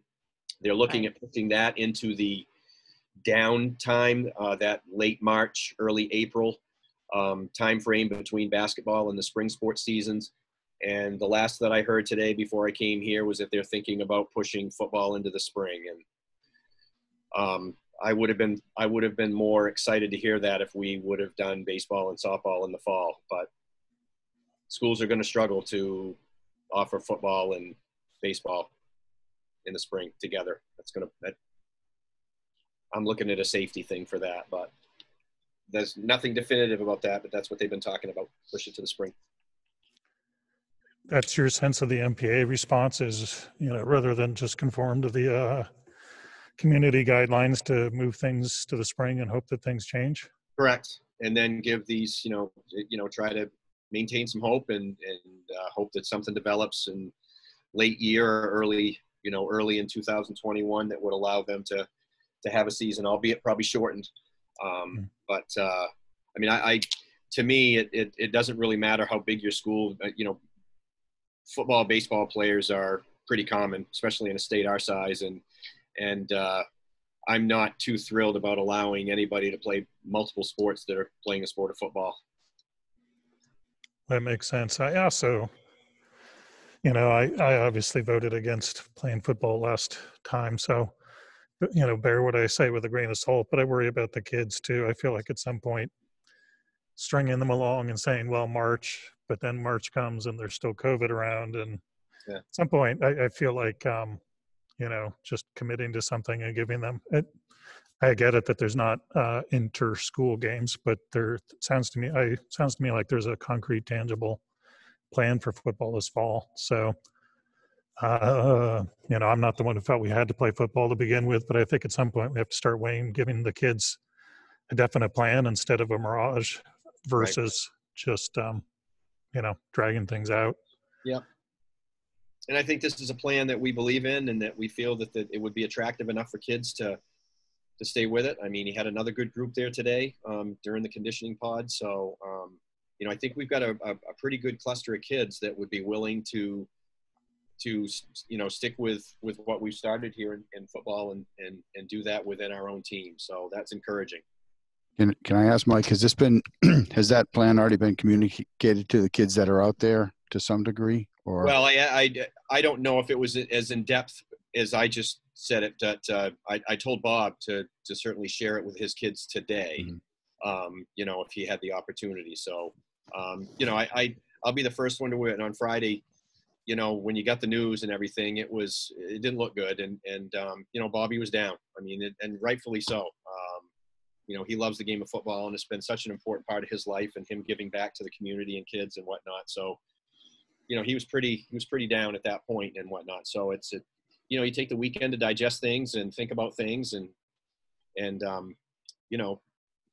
get the cup half full again instead of half empty. And okay, so here it is. Here's the reality. What can we do for our kids? And, offer a meaningful experience and still allow them to play football, So this is what we've come up with. And we're hoping that the kids embrace it. Yep. Sounds like I guess making the best of it for sure. I don't see where we're losing anything. And I think we're all sitting here assuming that, there's not going to be any great big turnaround by the MPA, but I don't think we're losing anything either. If we wait the week or two, whatever, I don't know when they're scheduled to come out and say anything further, but we're conditioning and we're doing what we can be doing anyway. So, I think there's a strong push from a contingent of the MSSA that would highly recommend field hockey and soccer to be masked while playing. I think that was a major push from, so I'm not saying whether that's going to fly, but I think there's a lot of push out there for it. So, So I can say though that the idea about middle school that he just mentioned, or with football, that hasn't been shared really. That was something we came to today in some discussion. So it kind of hinges though on whether it's competitive or not, because if it's competitive, then the middle school can't participate. Like if it's inter-school competitive, but if it's cross-school competition, middle school can't correct join because they would give up a year of eligibility. If it's just the inter-school scrimmaging, then middle school could join. So that's just something to, it's hard for middle schoolers really to know at this point. So as they're signing up, they're probably thinking, well, a bird in the hand is better, and maybe going for some of the other sports that are a little more certain. But I think it would be good to mention to the middle school kids that this is a possibility in the event that it impacts some who might be intrigued with that. And Steve, is on the call and he and Mike can talk about how to maybe share that with students at the middle school. And it might mirror the two. It may, where it's either two-hand touch or flag football, where there's no contact, no collisions or anything, no equipment.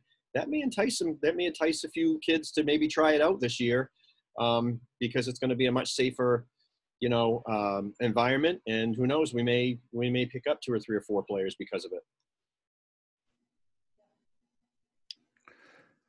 Yeah, I guess I find it frustrating that on the one hand, MPA seems to be trying to find a workaround around the community guidelines, and it sounds like on the other hand, MSSA, I certainly haven't been, we're all part of that. I haven't been consulted as trying to find, push the guidelines away too. I just really feel like as a state, we need to have a central decision. And I feel like the state of Maine Community Health, Maine CDC and the Maine Health HHS has really done a good job so far in the state. And I personally would like to see everybody just kind of collapse around the Maine community, youth community guidelines.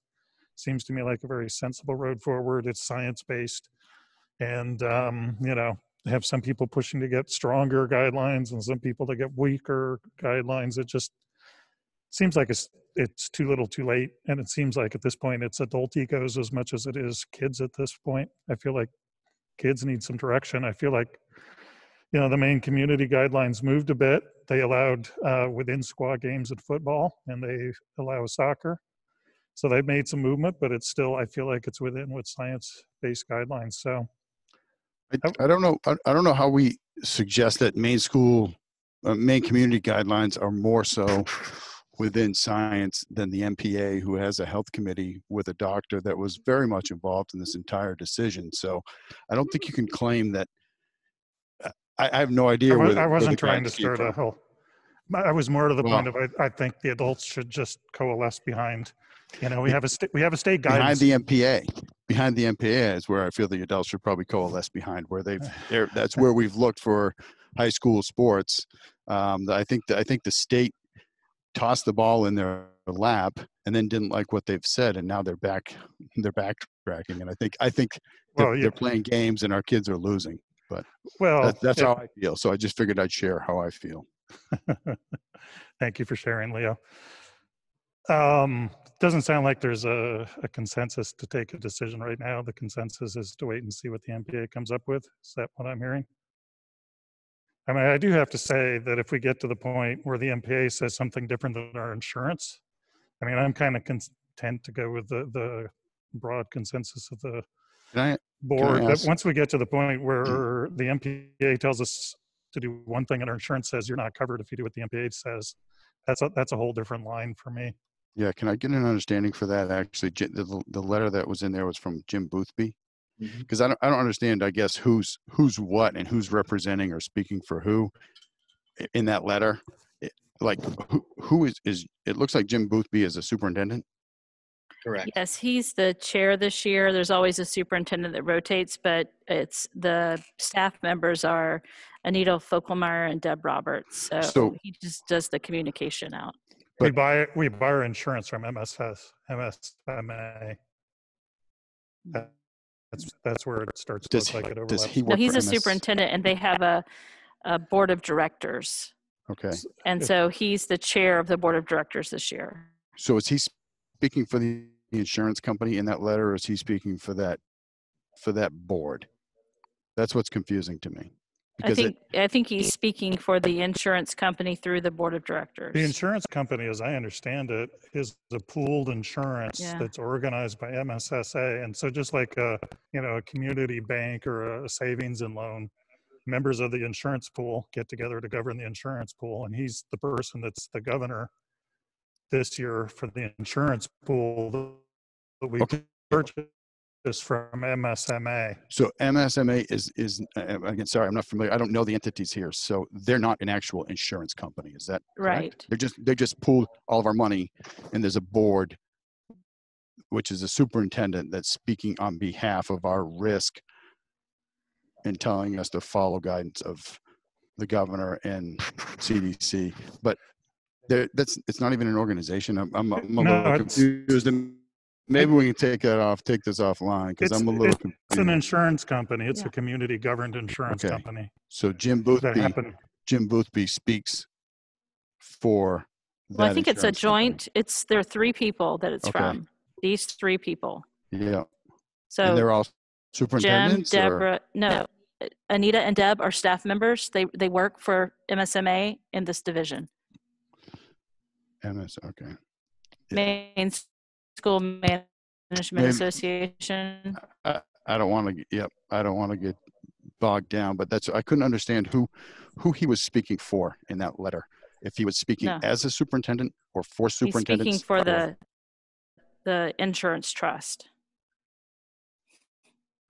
So in other words, if we went ahead against the insurance company guidance and a COVID outbreak happened and we got sued, normally we are covered by their insurance, and anytime we get sued, our insurance covers the suit, right? I mean, it has some pros and cons. They get to decide whether to settle or go to court and some of those kinds of things, but we're not on the hook. Every time we've been sued in the past, they cover the payout. But when they provide a guidance that says, this is our definition of negligence, and if you're in the zone of negligence, we don't have to cover you anymore. So in other words, we can buy the insurance, but if we take a negligent act, right, if we filled the gym with gasoline, we're not insured. And so they're defining the definition of negligence as, at the moment anyway, as deviating from the Maine community guidelines. And so once we deviate from that, we're no longer covered by insurance. And that includes the district, that includes the administrators, and that includes the board. I believe all of our insurances come from that same insurance company. Yeah, I guess they specifically, and I'll have to go back and read it again, but it looked to me like they said from deviating from the governor's office and the DHHS. I didn't hear the Maine community in there. Those come out of there. I mean, the reality is this discussion is irrelevant because at the end of the day, all fall sports are allowed to go forward under the community youth sports guidelines, right? There'll have to be some modifications that the MPA is going to come up with. They're all doable, right? Volleyball is a different kettle of fish because it's inside. I feel bad for those schools that play volleyball. We don't, so that's irrelevant to us. The one that's not going to be allowed to be able to go forward in any kind of interscholastic competition is going to be football. If Mike is correct, and that the move is going to be to push football to the spring, and for schools that play football to do something internally, allow that up to and including contact internally if you wanted to do it. So whatever the MPA comes out with, unless it's something totally unexpected, unless the state changes its guidance, we should be able to go forward with all of the sports that we offer in the fall. Those guidelines, which would allow us to be covered. Your mic is kind of breaking up, Mark. But I heard you. Thanks. I mean, yeah, that's my read of it too. I mean, Leo, I don't think you're wrong about playing politics. They wanted the MPA to come up with an answer and they didn't. And they basically said, well, go back and come up with another answer, and you're going to keep going back until you come up with the answer we want. I suspect that that's how I read the letter too. Flip-wise, I read the letter as saying, we held off on updating our guidelines until you guys came out. And if you came out with something that was close to what we were thinking, we could have changed our guidelines to match you guys. So, you can finger point in all different directions, but I read the cards the same way Mark does. At this point, the MPA is not going to be able to, and the insurance thing is just kind of a kicker on that. I don't think many districts are going to go off their insurance to play sports. So I think the MPA is going to have to come up with something that's in agreement with the, it is the community guidelines. Those come from the governor's office and the health HHS. So, kicking it down the road to March is one strategy, or going ahead with the intra squad, like Mike put forward, I think is the, I think those are the two realistic outcomes. Well, that's not an either or though. You can do both of those things. Correct. Could be both. But I don't see the scenario where MPA comes back and says, oh, we're still going to have inter-school football. And the HHS says, okay, go ahead, right? That's what happened once already, and they said no. So that's the scenario that's not going to happen this fall. I definitely think we should wait too and see what the MPA's response is. I do hope that this is the final delay because, as we all know, Maine has a short fall and spring season, and we keep delaying the start of whatever fall sports we're going to offer to these kids. We're going to get to the point where there's no more season for them to play. So I don't like what the state did. I don't like the delay. I don't think the delay was necessary.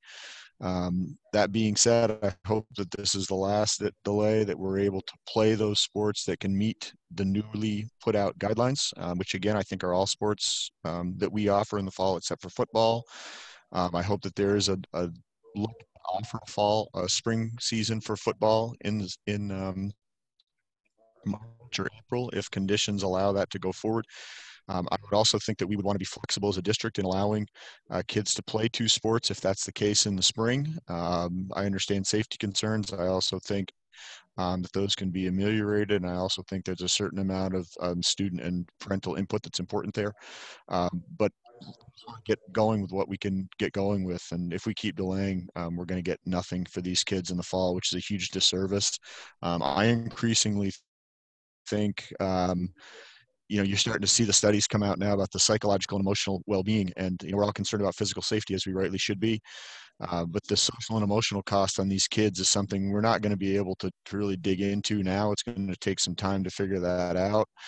I think if there's no fall sports for these kids after we've strung them along, we're doing them a massive disservice. I mean, I think we're already doing them a disservice, and I think that will be even worse. So I'm hoping that we make a call on this, play those sports we can play safely, and let's get moving. There's plenty of other states doing it. So far, so good. So and states in much worse situations COVID-wise than we are. So I think we're delaying and we're delaying and delaying, and I would hope that this is the end of the delay. Let's get these kids on the field safely. If things change and it can't be done safely, then we shift gears, obviously. But I think enough is enough at this point. So how long do we wait? I mean, I haven't heard any guidance from the MPA on when they're coming back. Mike might be able to answer that. I think it's going to be in a week. They submitted the bulletins last week. We should know something hopefully tomorrow. Oh, okay.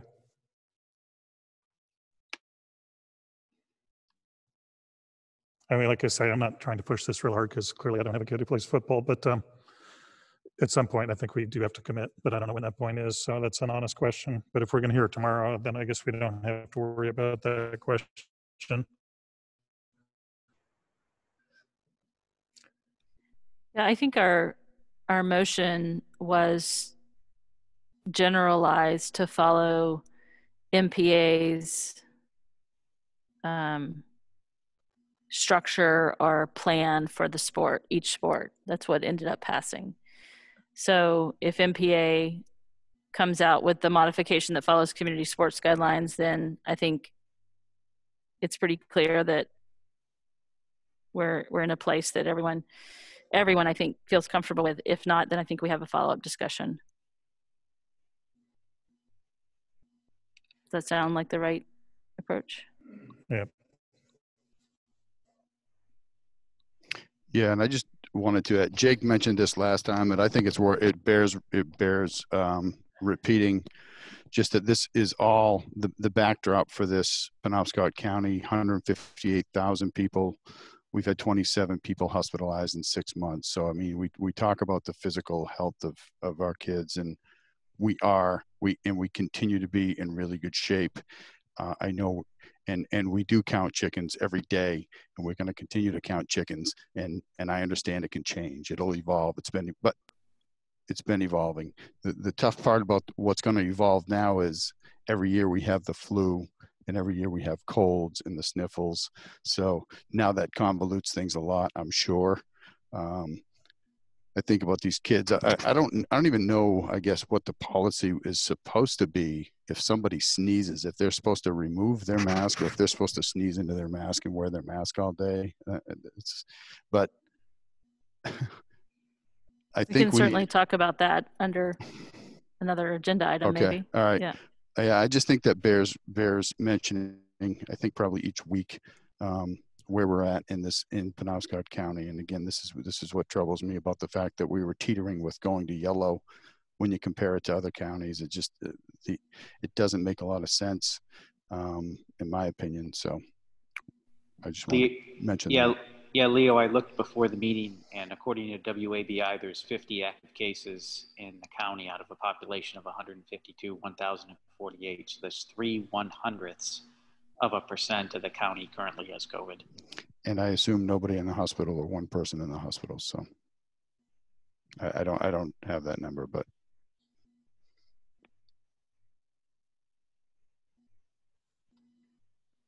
So anything else on this topic?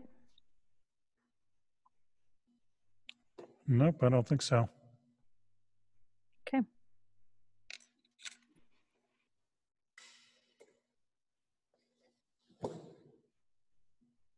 So get my agenda back up. Moving So, to action staff nominations. So we have a slate of co-curriculars. It's pretty long. I assume people have noticed that Rachel, a couple times during these meetings, we had people asking about documents. Rachel has gone to significant work to actually post all of these documents, so you all have them. I appreciate that, Rachel, and maybe we should check the web statistics at some point and see how many times they're actually accessed. But we do have a slate, and I'm just pointing out that people on Zoom have access to this as well. We have a slate of co-curricular nominations, and I would make a motion to approve the slate of co-curricular nominations as presented. Is there a second? I second. Is there any discussion? I think it's too long to read, but it is available through that link. No discussion? We'll go ahead and vote. Aaron? Aye. Jake? Aye. Leo? Sorry, quick discussion. I wanted to note that I saw Dodie Saucier at the middle school field hockey. That is quite an impressive hire, just given her many, many years. So that great to see that. Aye. Okay, Mark? Aye. I also vote aye. Okay, next up we have adjust the November 3rd meeting date. I think we weren't clear, so I would make a motion to move the November 3rd meeting date, which is election night, to 6 p.m. on November 10th. That's the following Tuesday. Is there a second? I second. Any discussion? I would just say that that puts us having 2 meetings back to back in that month. And maybe we would we could put it on the calendar, and then as we get closer, decide if we need both or just one of those 2 meetings. Yep, that makes sense. We sometimes have drop meetings in October and November.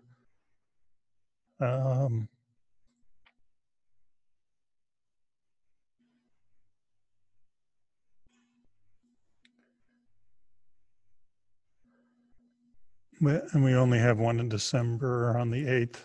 I mean, that would be Thanksgiving Tuesday, so that probably doesn't make sense. But yeah, let's add that one for the calendar for now, and we can adjust as we need. So there's a motion on the floor, and I think, did you second it, Aaron?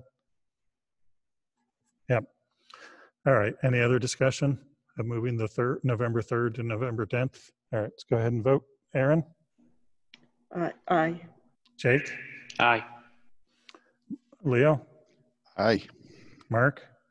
Aye. I also vote aye. And the next one up, we talked about this a little bit already, but purchasing a van to address some transportation challenges with COVID and some food delivery challenges with COVID. So Meredith, you want to introduce that? Yes. You know, we've talked in past budget years about purchasing a van for the district, and it never has reached the level of feeling like it was kind of the highest priority at the time for the budgetary situation we were in. But this year, as we are limiting bus capacity, we have these situations where we have one or two more students who need to ride a bus, but it's at capacity with distancing. We are finding, and also we're trying to have some flexible schedules with some students with special needs who may need something that's maybe a little different than the norm that everyone else is transporting on. And then with food delivery, we feel like, you know, it's a lot more economical to do some food delivery in a van than hiring a bus to do that, or even paying mileage. That we see multiple ways that this van could really help us with some transportation and school nutrition program needs right now. So we feel like it's the right time, and we really weren't even thinking about this. And then when we were listening to a webinar, we were listening to how other districts are thinking about using their funds, and we really thought, you know, this is kind of the perfect solution to some of these challenges we're having, so we don't have to expand our transportation contract and add more miles or add more buses or more runs to maybe try to close the gap with a van of our own. So because it's over 25,000, we need to bring this to board for approval. We've gotten 6 different quotes to try to figure out, you know, what the right purchase is, and the 2 that we're kind of considering that we wanted to just bring to you for consideration are in the folder. One is all-wheel drive, the other is not. It was actually really difficult to find an all-wheel drive option available, and the one that we found would be available for delivery in early October. The non-all-wheel drive is available immediately, and there's about a $5,000 difference, but the all-wheel drive one was discounted a lot more than the non-all-wheel drive one. Not being a Mainer myself, I maybe am not the best person to make the decision between all-wheel drive or not all-wheel drive. Brent felt like that it was worth $5,000 to get an all-wheel drive option on a van for just safety reasons, and so I think that's the one that is the top choice that we would bring for consideration. But the other one is there also for some discussion if you feel like maybe there's good reason to consider that one. And as you saw, this fits into our CRF budget expenditure categories. You said we got 6 quotes, you said? Yes. Do you know what the, because obviously there's not many companies making minivans anymore. It's really Nissan Quest, Honda Odyssey, Toyota Sienna, Chrysler Pacifica, and the Kia Sedona. So did we get prices on those other vans? There was no Toyota available. We did get a price on a Honda. It was not competitive. There wasn't a Hyundai available. I mean, we just had problems with inventory. So we got the Kia quotes from 2 different Kia dealerships, and then 2 different Pacifica quotes, one all-wheel drive, one not, and then the Honda quote. So. Because I know Toyota makes an all-wheel drive minivan as well. Yeah, they didn't have inventory. Meredith, what happens after COVID? What do we do with this? Well, we continue to use it, like with anything we're buying during COVID, but there's certainly plenty of uses for a van in the district. We use some contracted service to transport 1 or 2 students to, you know, regional programs. We could use this van instead. At times we can use this van for professional travel. We can use this van for, special transportation needs in the district. And, for the food service program, we could have used this van throughout this whole time with food service. And in the summer, if we are able to continue this kind of food program, we would certainly continue to deliver food as long as the program is available. Did you guys consider like a 12-person or 15-person full-size van at all? Because I could, it just seems, bigger's better, kind of like if we could use an 8-person one, you've got that chess team or something that 12 kids fit on or something like that versus an 8 set. I don't know what these are, 7 or 8. Yeah, insurance-wise, we're not allowed to purchase those vans. It has to do with the wheelbase and the rating. So we either can do minivans or we can do like mini buses. So, you probably haven't seen any districts around having kind of large passenger vans. You see either mini buses or minivans. So it has to do with the turnover, like the, turnover rating of the longer, like 8 or 15, 12 passenger vans, not 8, 12 and 15. Or rollover, you mean? Yeah. Rollover's risk. Yeah. What do you mean by a minibus? Well, have you seen the small Sear bus that comes here sometimes to pick up students? It's white. And it's a minibus. I don't know how else to describe it. It's I don't know. She means minibus, Jake. That's what she means. I don't know what to say. It's a minibus.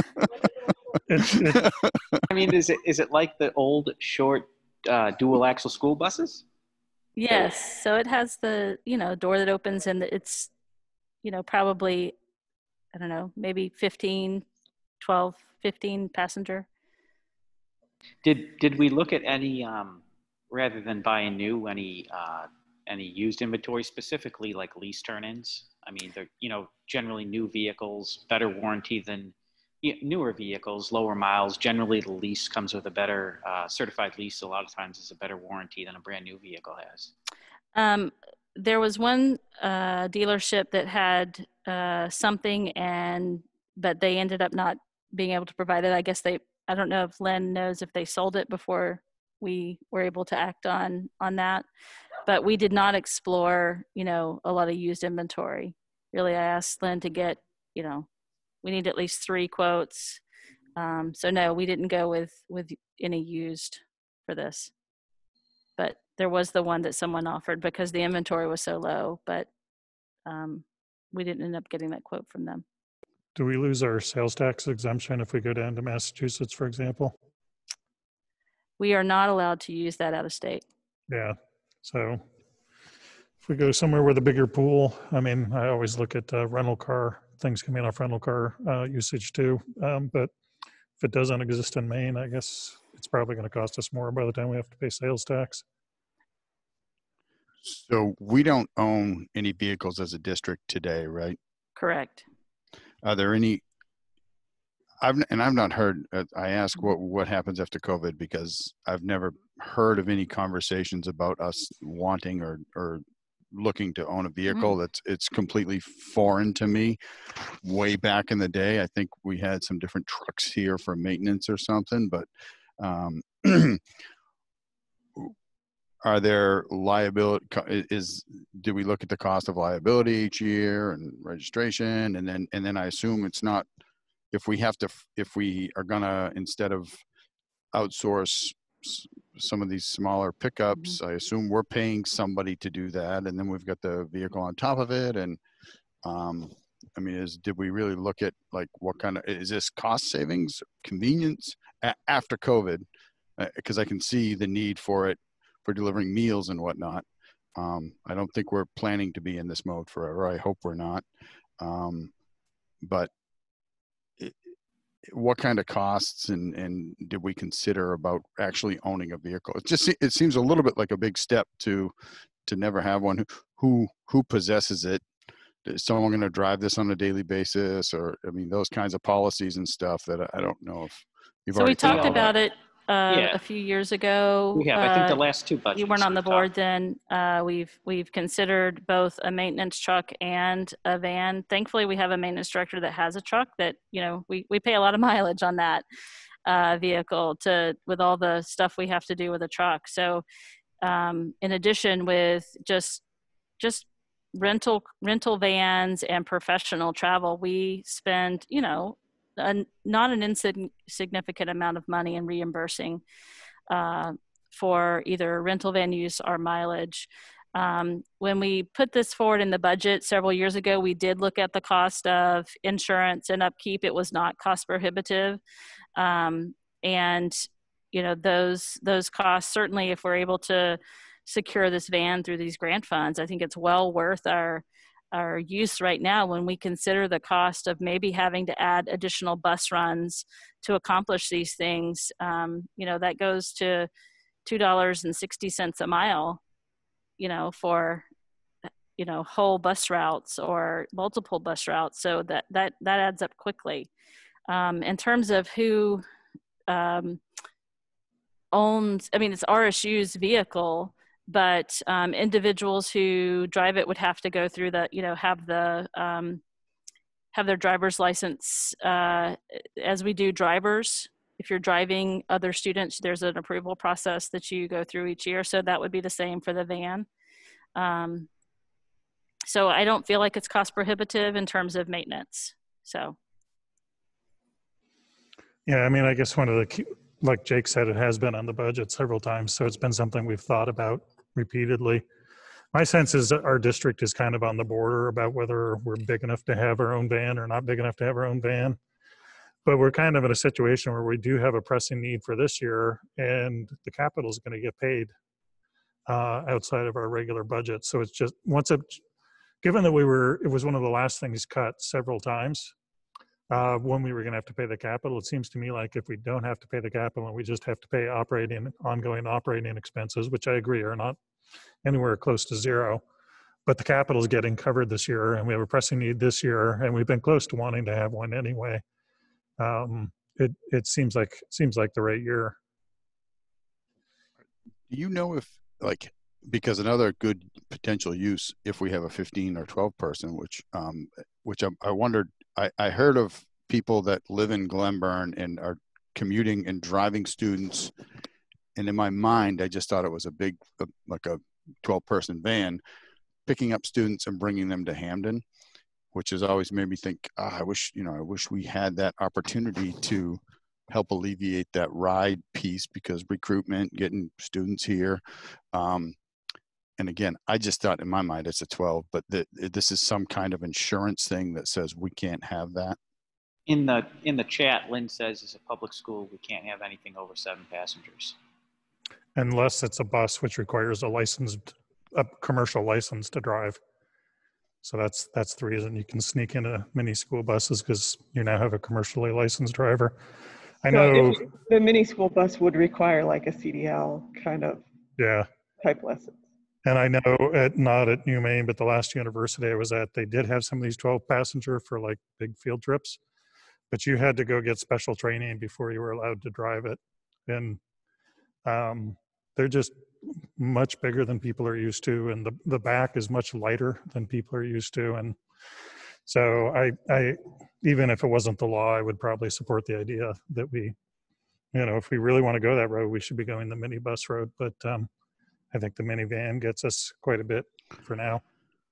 There's another one on here that on the Zoom, on the chat, Catherine Thibodeau is saying that there is a 14 passenger that you don't need any special license for. It's not the state law, it's the insurance. My family just bought a big, I forget if it's a 12 or a 14 passenger van, and I can drive it, but I could not drive it for the school because of the insurance. So it's not the state law about licensing, it's the insurance rule. Gotcha. So I guess if you're agreeable that this seems like a a good choice for purchase at this point. You know, my recommendation based on Brent's recommendation is the all-wheel drive version.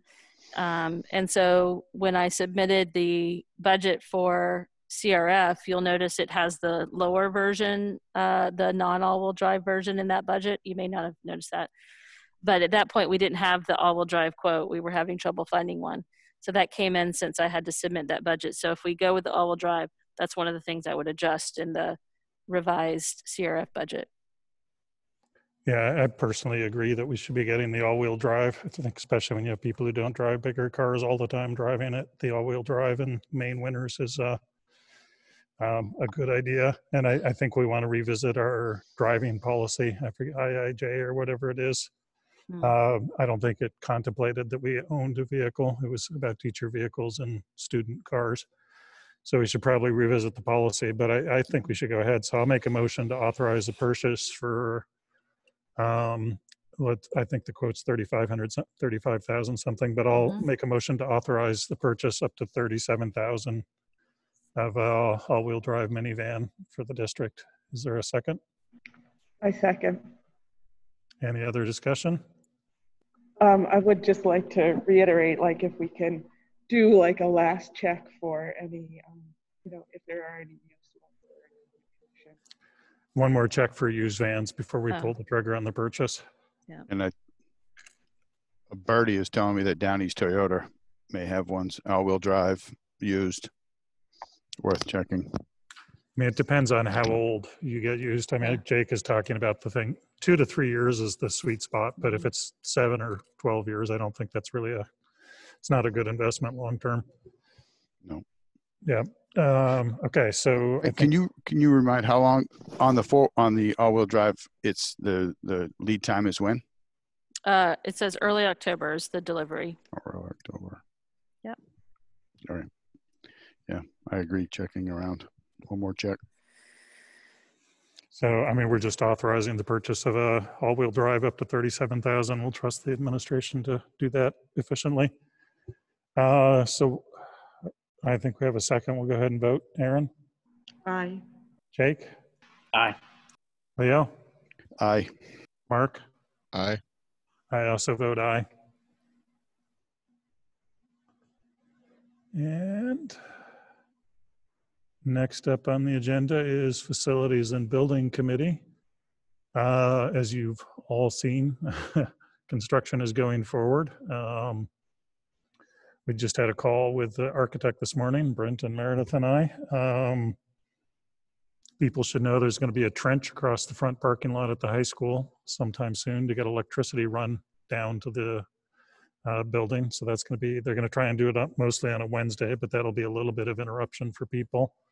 They've laid the foundations for the cafeteria at ASA and for ASA, the cafeteria in the office. I think they're still, last I heard, they were putting down rebar for the foundation at the auditorium. So things are really starting to move forward.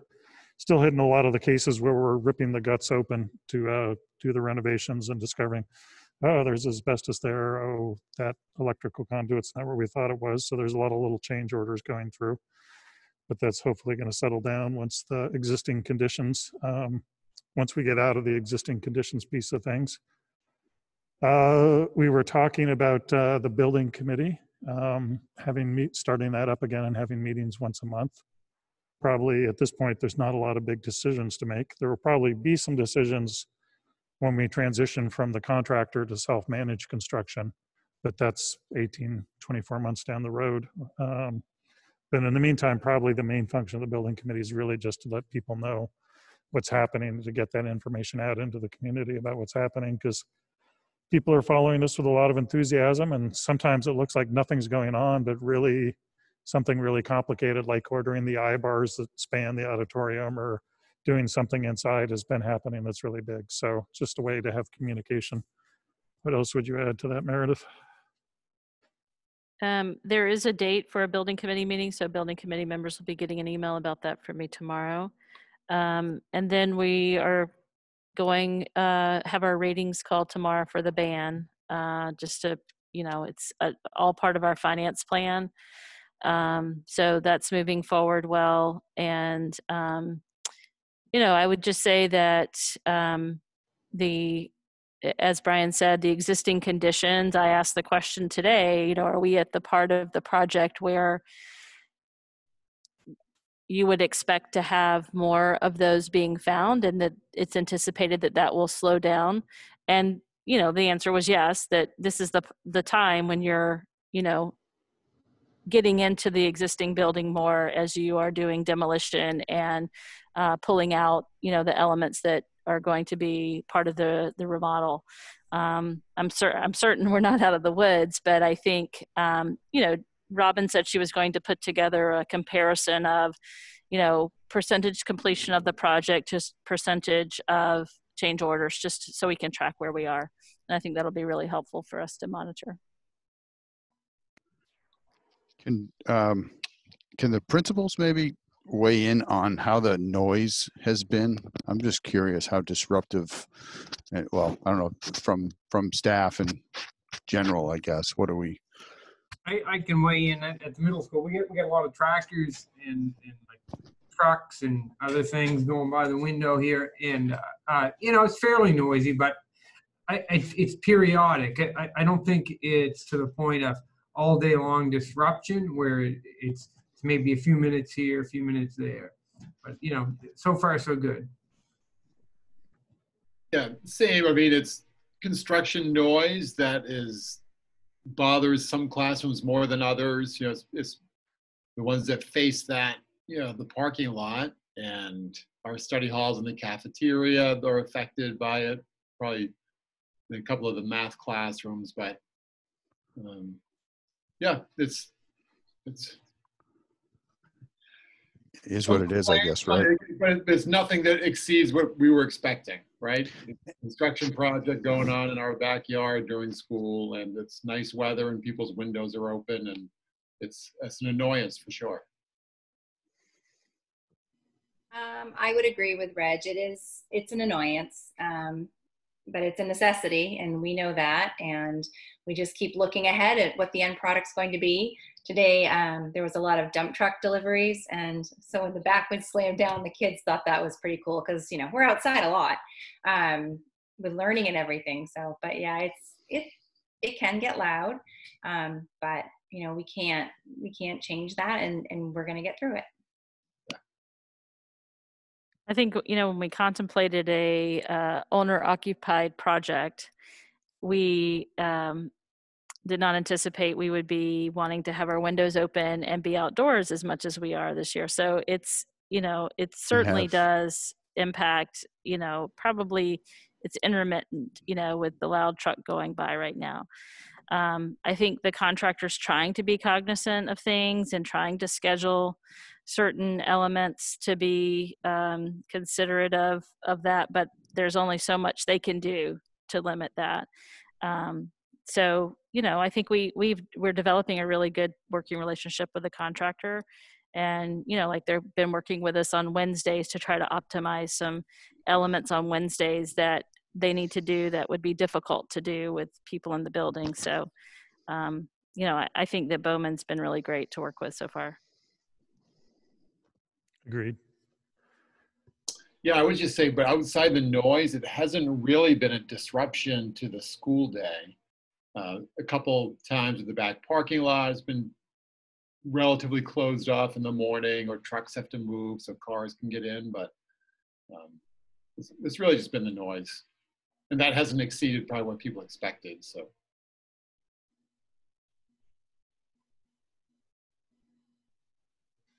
Anything else on construction? No, it occurs to me that we didn't put the other subcommittees back on this agenda. Right. So policy subcommittee met on Thursday, and we decided our first task was, there was a big set of changes to the state laws last year. And so we decided our first task was to get the policies updated to match that. I've gone through the detailed list and have draft versions of the policies ready for the next committee meeting on the first Tuesday of October. And I just saw an email. There is going to be a curriculum committee meeting on this Thursday, the second Thursday. Sorry, did I say Tuesday? First Thursday for policy and second Thursday for committee, curriculum subcommittee. Any other committee updates?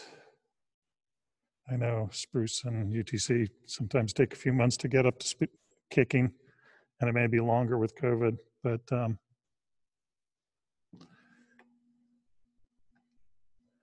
all right.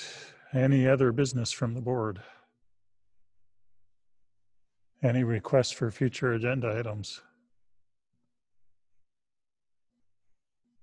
And we're now open for public comment again. Would anybody like to make a public comment? Hey, sorry, Brian, just a request. I don't know if it's an agenda item, but would it be possible to get a list of cleaning supplies that we are now using publicly? Or maybe Sure. Maybe I should ask Meredith, not Brian. So any, like in the whole school? Because we use like maybe what different we've products ordered. different. Yeah, what we're Sure. spraying desks, what we're putting on people's hands. Like there's some product related, right? Just to see what's new in the building, or maybe some of it's not even new. I don't know. Yep. Yeah, we have the safety data sheets on any chemicals used in the school, so I can provide those to you for sure. Okay, thanks. So we do have a spot for requests for information, but I started public comment, so I wanted to make sure that there's open for public comment if anybody had a public comment.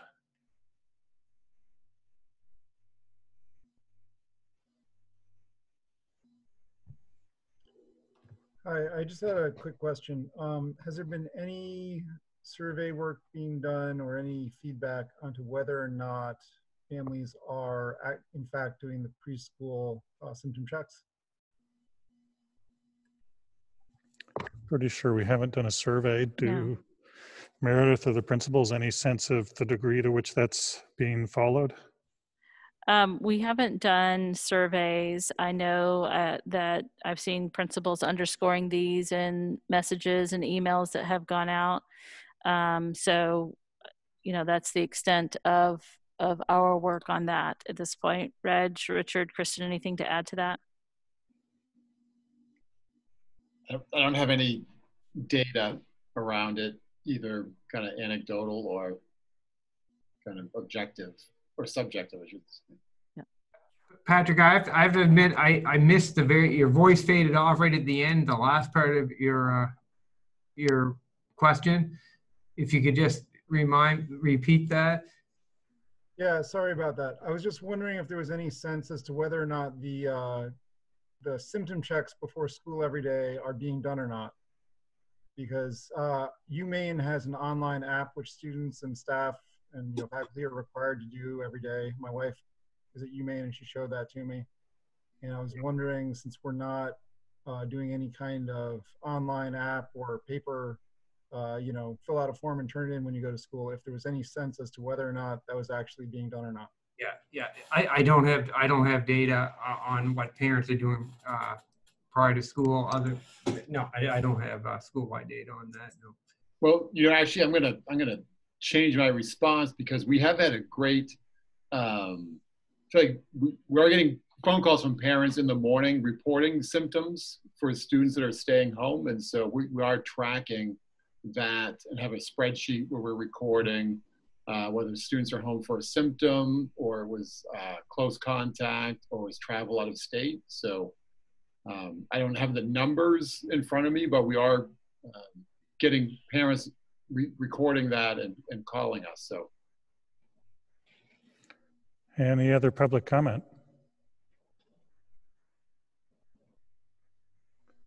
All right, seeing no public comment, we'll move on. So our next board meeting is scheduled for 2 weeks from today, Tuesday, September 22nd at 6 p.m. I think Meredith and I had a question we wanted to ask the board about. We've gone back to in-person meetings, and I think some of that logic was that the school, staff have gone back in person. And yet we're also in this position where the schools have set up nobody goes across schools, which is why the principals aren't here in person. They're right. Only one principal is supposed to be in this building, and we're not having music teachers or anybody else going across buildings, and we're not allowing the community into buildings, and yet here we are in a student space tomorrow. So I don't think there's a huge health risk, but I just thought I wanted to get the board's sense about, are we being more supportive of the schools by showing up in person, or would we be more supportive of the schools by going back to all online? I'll chime in right away because I hate this format. I think it's horrible. We're all sitting in a room looking at, like, with masks on, doing a Zoom meeting when we could just be at home actually doing a Zoom meeting instead of like hearing people talk and hearing it through the headphones too. So I think this is a horrible format. I agree that it is not desirable, but what I will say, and I think I was probably one of the ones who pushed for this format early, is we should be modeling what we're asking others to do. So we have teachers, admin personnel, students who are sitting here all day long with masks on. I think the least we can do is do it for 2-3 hours. That's just my opinion, that we should be modeling what we've asked them to do. I think my preference is this versus I like the idea of being home with no mask, but excuse me, I like this setting better because I don't know, just feels like being in the school. Just I don't know, makes it a little more real. And I feel like, yeah, we've asked them all to come here. If I don't see it as being any sort of risk, I guess if staff were to suggest or that they feel this is risky, then I'd certainly honor that. But my preference would be to be here. Yeah, I guess I agree with Jake for the exact reason he put out there. We've asked staff to come back in to work, and I think it's therefore appropriate that we are willing to come in and do this as well. I would, however, also agree with Leo that if middle school staff, and or students, parents came and said, well, we don't think that it's a good idea for board members to be meeting in the gym in what's a student space, then I think, I'd certainly want to revisit that decision. So that's where I am on this. Although I would very much prefer to be home without a mask after having spent hours with my mask on at work today. I would love to shed it, but. And I have no problem at all wearing a mask. I just hate being in this room, hearing people's voices. I mean, we're not asking our teachers to do Zoom meetings while being in the same room with the other people in the Zoom meeting. It's just so disruptive. I'm hearing your voice offset. It's really hard to concentrate. Yeah, the technology is not perfect for simultaneous Zoom and in-room. Or the people in the room are talking on Zoom at the same time too. But I just think it's not the way to make the statement.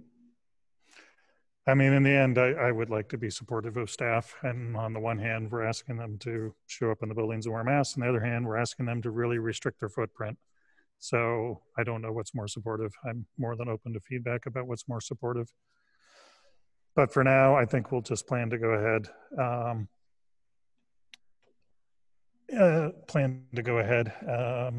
As is, but we're open to I guess I would just leave it that we're open to feedback on that. All right, are there requests for information and follow-up? I had actually one request for information. This isn't so much from a board perspective, but from a parent perspective.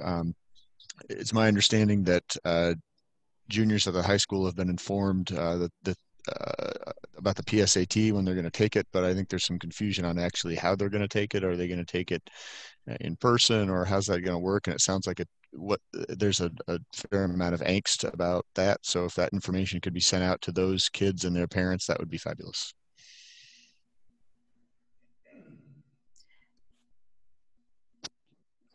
Any other requests for information or follow-up? Yeah, I wanted to ask if we have some sort of consistent, if there's a consistent policy across all schools about drinking water.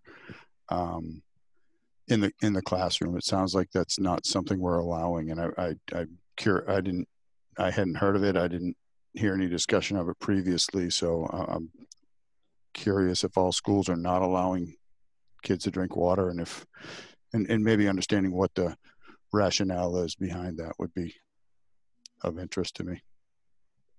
Yeah, I can just address that. We are have implemented that at the middle and high school, where it's just a little bit different at ASA, the way they're set up, to build routines around when we take off our masks and when we don't.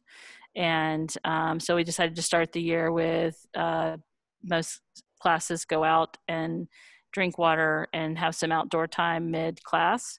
And as we were building routines, we felt like it was important to have some clear delineation between when we took off our masks and when we didn't. And so we feel like that's been helpful to start the year.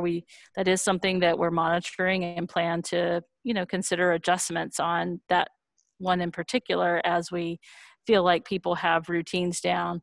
It's another management piece of who has off their mask, have they put it back on, that we felt like starting the year was not something that felt manageable to add on to all the other things we were trying to build routines about. So we came to that decision together to start the year that way.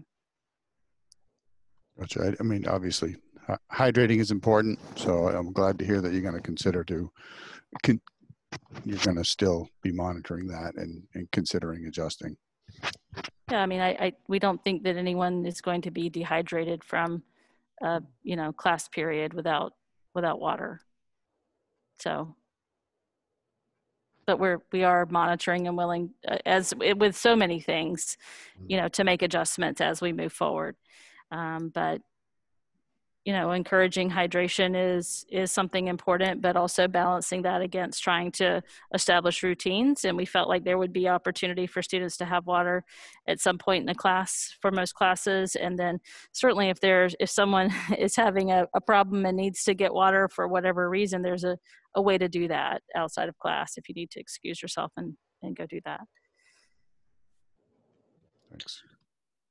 I think one other thing that we're going to need to think about as we get closer to the winter season is right now where students don't have any access to lockers, and that's posing some challenges right now. But as winter comes, and maybe there's some winter gear, especially if we're going to be working on PE outside, which I assume as much as possible is the plan. I think we're going to have to put some thought into that. We certainly don't want kids carrying any more around all day than they're already carrying, which in my view is too much. So I think we're going to need to look at that too. Mm-hmm. Yeah, that's on our radar as well to look at. It's going to be a big time sink if we do it though, because lockers are so close. We're going to have to do it in shifts. So it's going to eat up. We've talked about having to assign them carefully based on cohort or some other way to make that to keep distance. Yep. Any other requests for information or follow-up?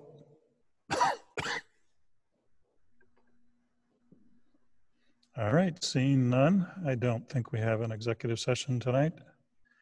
So I would make a motion to adjourn. Is there a second? I second. Any discussion?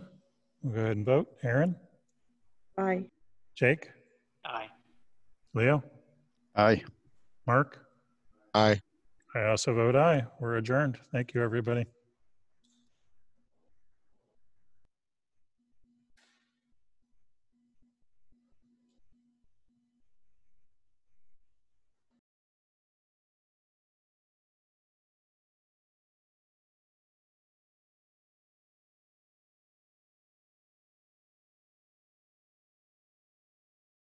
So Rachel, are you stopping the recording?